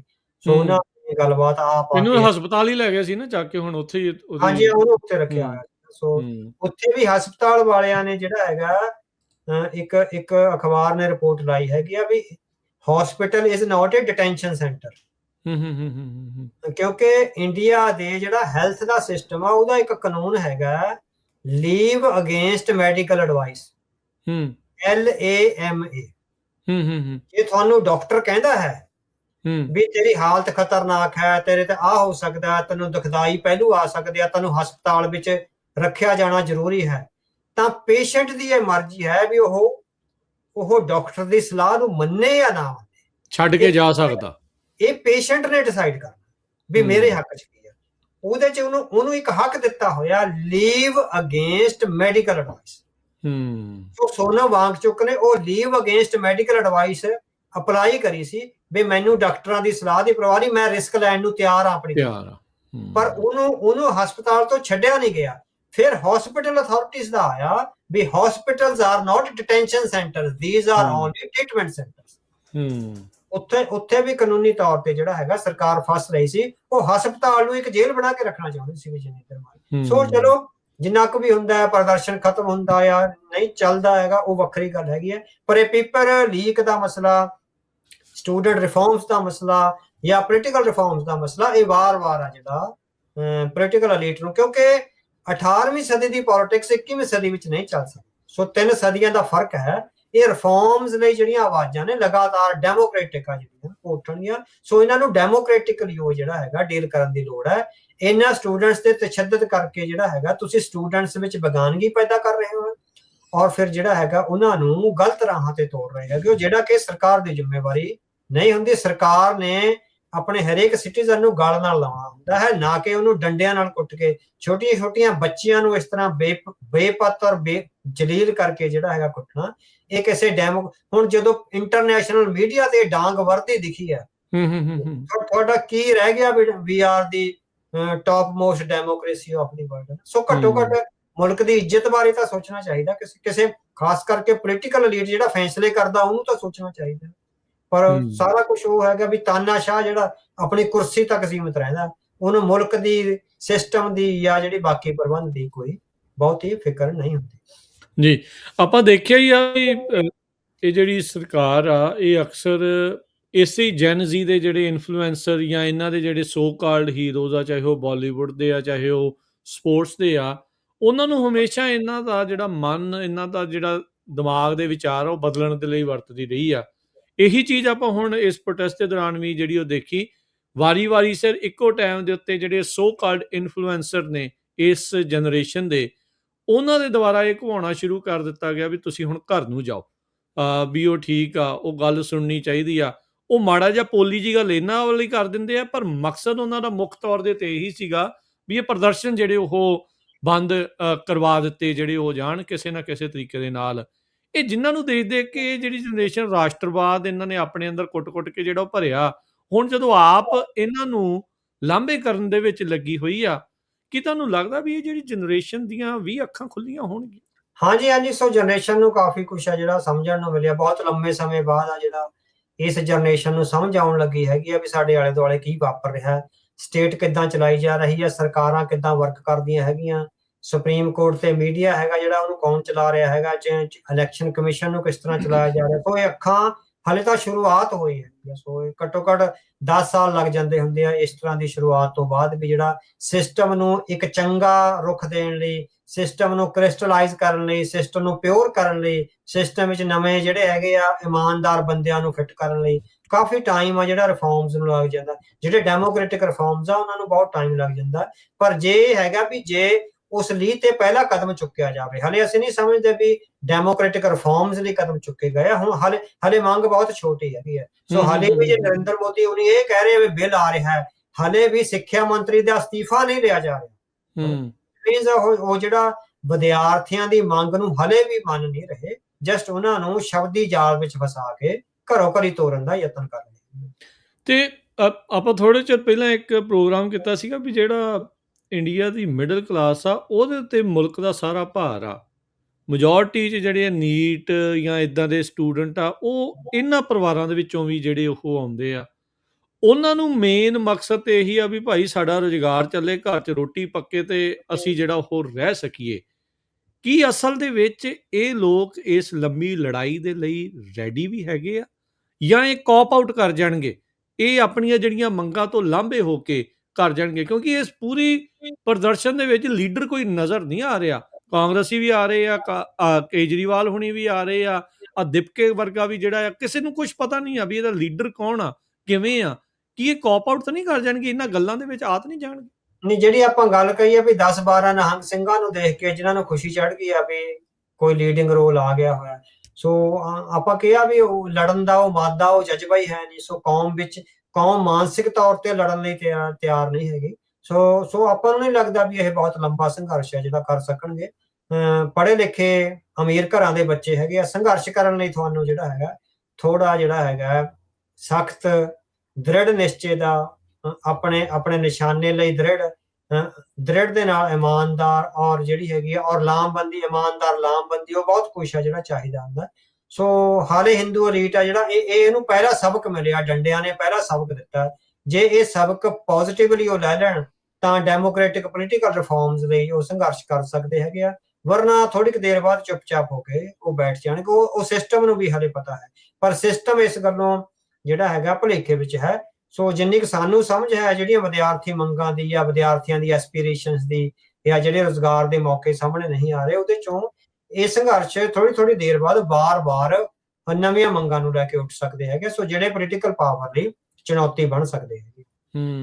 ਤੁਸੀਂ ਤਾਂ ਹੀ ਤਾਂ ਦੇਖੋ ਅਵਤਾਰ ਸਿੰਘ ਜੀ ਵੀ ਜਿੰਨੇ ਵੀ ਕਾਲਜ ਯੂਨੀਵਰਸਿਟੀਆਂ ਆ, ਉੱਥੇ ਸਿਰਫ ਤੇ ਸਿਰਫ ਗਾਣੇ ਸ਼ੂਟ ਹੋ ਗਏ, ਉੱਥੇ ਇਦਾਂ ਦੇ ਪ੍ਰੋਗਰਾਮ ਹੋ ਗਏ। ਅਸਲ 'ਚ ਉੱਥੇ ਜਿਹੜੀ ਪੋਲੀਟੀਕਲ ਸਮਝ ਆਉਣੀ, ਉੱਥੇ ਜਿਹੜੀਆਂ ਇਲੈਕਸ਼ਨਾਂ ਹੋਣੀਆਂ ਜਾਂ ਜਥੇਬੰਦੀਆਂ ਬਣਨੀਆਂ, ਉਹਨਾਂ ਨੂੰ ਕਿੱਦਾਂ ਖੁੱਡੇ ਲਾਉਣਾ ਤੇ ਆਪਣੇ ਕੰਟਰੋਲ ਵਾਲੇ ਬੰਦਿਆਂ ਦੇ ਜ਼ਰੀਏ ਉਹਨਾਂ ਦੇ ਉੱਤੇ ਕਾਬਜ਼ ਹੋ ਜਾਣਾ, ਉਹ ਆਪਾਂ ਸਾਰਾ ਕੁਝ ਪਿਛਲੇ ਲੰਮੇ ਕਈ ਦਹਾਕਿਆਂ ਤੋਂ ਜਿਹੜਾ ਦੇਖ ਰਹੇ ਹਾਂ। ਤੇ ਅੱਜ ਉਹਨਾਂ ਦੇ ਜਿਹੜੇ ਨਤੀਜੇ ਉਹ ਆਪਾਂ ਨੂੰ ਕਿਤੇ ਨਾ ਕਿਤੇ ਸਾਹਮਣੇ ਨਜ਼ਰ ਆ ਰਹੇ ਆ ਵੀ ਕਿਉਂ ਇਹ ਆਪਣੇ ਆਪ ਨੂੰ ਨਿਰਬਲ ਜੇ ਮਹਿਸੂਸ ਕਰ ਰਹੇ ਆ, ਕਿਉਂਕਿ ਇਹਨਾਂ ਨੇ ਲੜਾਈ ਅੱਜ ਤੱਕ ਲੜੀ ਹੋਈ ਕੋਈ ਇਸ ਤਰੀਕੇ ਦੀ ਜਿਹੜੀ ਨਹੀਂ ਆ ਵੀ ਜਿਹੜੀ ਕੋਈ ਸਿਧਾਂਤ ਵਾਲੀ ਜਿਹੜੀ ਲੜਾਈ ਆ ਉਹ ਲੜ ਕੇ ਇਹਨਾਂ ਨੇ ਦੇਖੀ ਹੋਵੇ, ਕੁਛ ਆਪ ਜਿਹੜਾ ਉਹ ਛੱਡ ਕੇ ਜਿਹੜਾ ਉਹ ਦੇਖਿਆ ਹੋਵੇ। ਸੋ ਅਵਤਾਰ ਸਿੰਘ ਜੀ, ਜਾਂਦੇ ਜਾਂਦੇ ਇਸ ਚੀਜ਼ ਦੇ ਬਾਬਤ ਜੇ ਤੁਸੀਂ ਹੋਰ ਕੁਛ ਰੈਪ ਅਪ ਕਰਨਾ ਹੋਵੇ, ਕੁਝ ਕਹਿਣਾ ਹੋਵੇ ਤਾਂ ਫਿਰ ਆਪਾਂ ਇਜਾਜ਼ਤ ਲੈਂਦੇ ਹਾਂ। ਹਾਂ ਨਹੀਂ ਠੀਕ ਹੈ, ਡੈਮੋਕ੍ਰੈਟਿਕ ਸਿਸਟਮ ਵਿੱਚ ਆ ਜਿਹੜੇ ਰਿਫਾਰਮਸ ਆ ਉਹ ਹੋਇਆ ਕਰਦੇ ਨੇ। ਸੋ ਇਹ ਡੈਮੋਕ੍ਰੈਟਿਕ ਸਿਸਟਮ ਦੇ ਰਿਫਾਰਮਸ ਲਈ ਉਹਨਾਂ ਦੇ ਹਿੰਦੂ ਵਿਦਿਆਰਥੀਆਂ ਦਾ ਪਹਿਲਾ ਕਦਮ ਹੈਗਾ। ਸੋ ਜੇ ਉਹ ਜਥੇਬੰਦ ਹੋ ਕੇ ਸੰਘਰਸ਼ ਦੀ ਲਾਮਬੰਦੀ ਜਾਂ ਆਪਣੀ ਲੀਡਰਸ਼ਿਪ ਨੂੰ ਆਰਗੇਨਾਈਜ਼ ਕਰਕੇ ਡੈਮੋਕ੍ਰੈਟਿਕ ਰਿਫਾਰਮਸ ਲਈ ਅੱਗੇ ਵਧਦੇ ਹੈਗੇ ਆ, ਤਾਂ ਮੇਰੇ ਖਿਆਲ ਮੁਲਕ ਵਿੱਚ ਜਿਹੜਾ ਹੈਗਾ ਉਹਨਾਂ ਨੂੰ ਹਮਾਇਤ ਮਿਲੇਗੀ। ਪਰ ਜੇ ਉਹ ਉਸੇ ਤਰ੍ਹਾਂ ਬੀਜੇਪੀ ਦੀਆਂ ਨੀਤੀਆਂ ਦੇ ਹਮਾਇਤੀ ਬਣ ਕੇ ਕਿਸੇ ਦੀ ਬੀ ਟੀਮ ਦੀ ਸਾਜ਼ਿਸ਼ ਵਿੱਚ ਸ਼ਾਮਲ ਹੋ ਕੇ ਅੱਗੇ ਵਧ ਰਹੇ ਆ, ਇਮਾਨਦਾਰ ਨਹੀਂ ਨੇ, ਬੇਈਮਾਨੀ ਉਹਨਾਂ ਦੀਆਂ ਜੜ੍ਹਾਂ ਵਿੱਚ ਪਹਿਲੇ ਦਿਨ ਤੋਂ ਫਸੀ ਹੋਈ ਆ, ਤਾਂ ਫਿਰ ਉਹ ਕਾਮਯਾਬ ਨਹੀਂ ਹੋਣਗੇ। ਕਿਸੇ ਵੀ ਸੰਘਰਸ਼ ਨੂੰ ਕਾਮਯਾਬ ਕਰਨ ਲਈ ਇਮਾਨਦਾਰੀ, ਪ੍ਰਤੀਬੱਧਤਾ ਔਰ ਆਪਣੇ ਲੋਕਾਂ ਤੇ ਜਿਹੜਾ ਭਰੋਸਾ ਹੈਗਾ ਉਹ ਬਹੁਤ ਜ਼ਰੂਰੀ ਆ, ਹੋਣਾ ਚਾਹੀਦਾ। ਸੋ ਇਹਨਾਂ ਤਿੰਨਾਂ ਗੱਲਾਂ ਦੇ ਨਾਲ ਹੀ ਕੋਈ ਸੰਘਰਸ਼ ਅੱਗੇ ਵਧਾਇਆ ਜਾ ਸਕਦਾ ਹੈ। ਔਰ ਜਿਹੜੇ ਡੈਮੋਕ੍ਰੈਟਿਕ ਰਿਫਾਰਮਸ ਨੇ, ਵਾਇਲੈਂਸ ਤੋਂ ਬਿਨਾਂ ਜਿਹੜੇ ਹੈਗੇ ਡੈਮੋਕ੍ਰੈਟਿਕ ਰਿਫਾਰਮਸ ਆ ਸਿਸਟਮ ਵਿੱਚ ਉਹ ਲਿਆਂਦੇ ਜਾ ਸਕਦੇ ਆ, ਤੇ ਪੋਲੀਟੀਕਲ ਰੀਟ ਨੂੰ ਜਵਾਬਦੇਹ, ਅਕਾਊਂਟੇਬਲ ਆ ਜਿਹੜਾ ਉਹ ਬਣਾਇਆ ਜਾ ਸਕਦਾ ਹੈ। ਜੀ, ਬਹੁਤ ਬਹੁਤ ਧੰਨਵਾਦ ਅਵਤਾਰ ਸਿੰਘ ਜੀ, ਤੁਸੀਂ ਸਾਡੇ ਨਾਲ ਜੁੜੇ ਅੱਜ ਦੇ ਇਸ ਪੰਥਕ ਪੈਰਾਡਾਈਮ ਪ੍ਰੋਗਰਾਮ ਦੇ ਵਿੱਚ, ਤੇ ਇਹ ਜਿਹੜੇ ਵਿਸ਼ੇਸ਼ ਮੁੱਦੇ ਦੇ ਉੱਤੇ ਗੱਲਬਾਤ ਕੀਤੀ ਜੋ ਭਾਰਤ ਦੇ ਵਿੱਚ ਵਿਦਿਆਰਥੀ ਪ੍ਰਦਰਸ਼ਨ ਜਿਹੜਾ ਚੱਲ ਰਿਹਾ ਸੀ ਉਸ ਨੂੰ ਲੈ ਕੇ। ਬਹੁਤ ਧੰਨਵਾਦ, ਮਿਲਦੇ ਹਾਂ ਅਗਲੀ ਵਾਰੀ। ਵਾਹਿਗੁਰੂ ਜੀ ਕਾ ਖਾਲਸਾ, ਵਾਹਿਗੁਰੂ ਜੀ।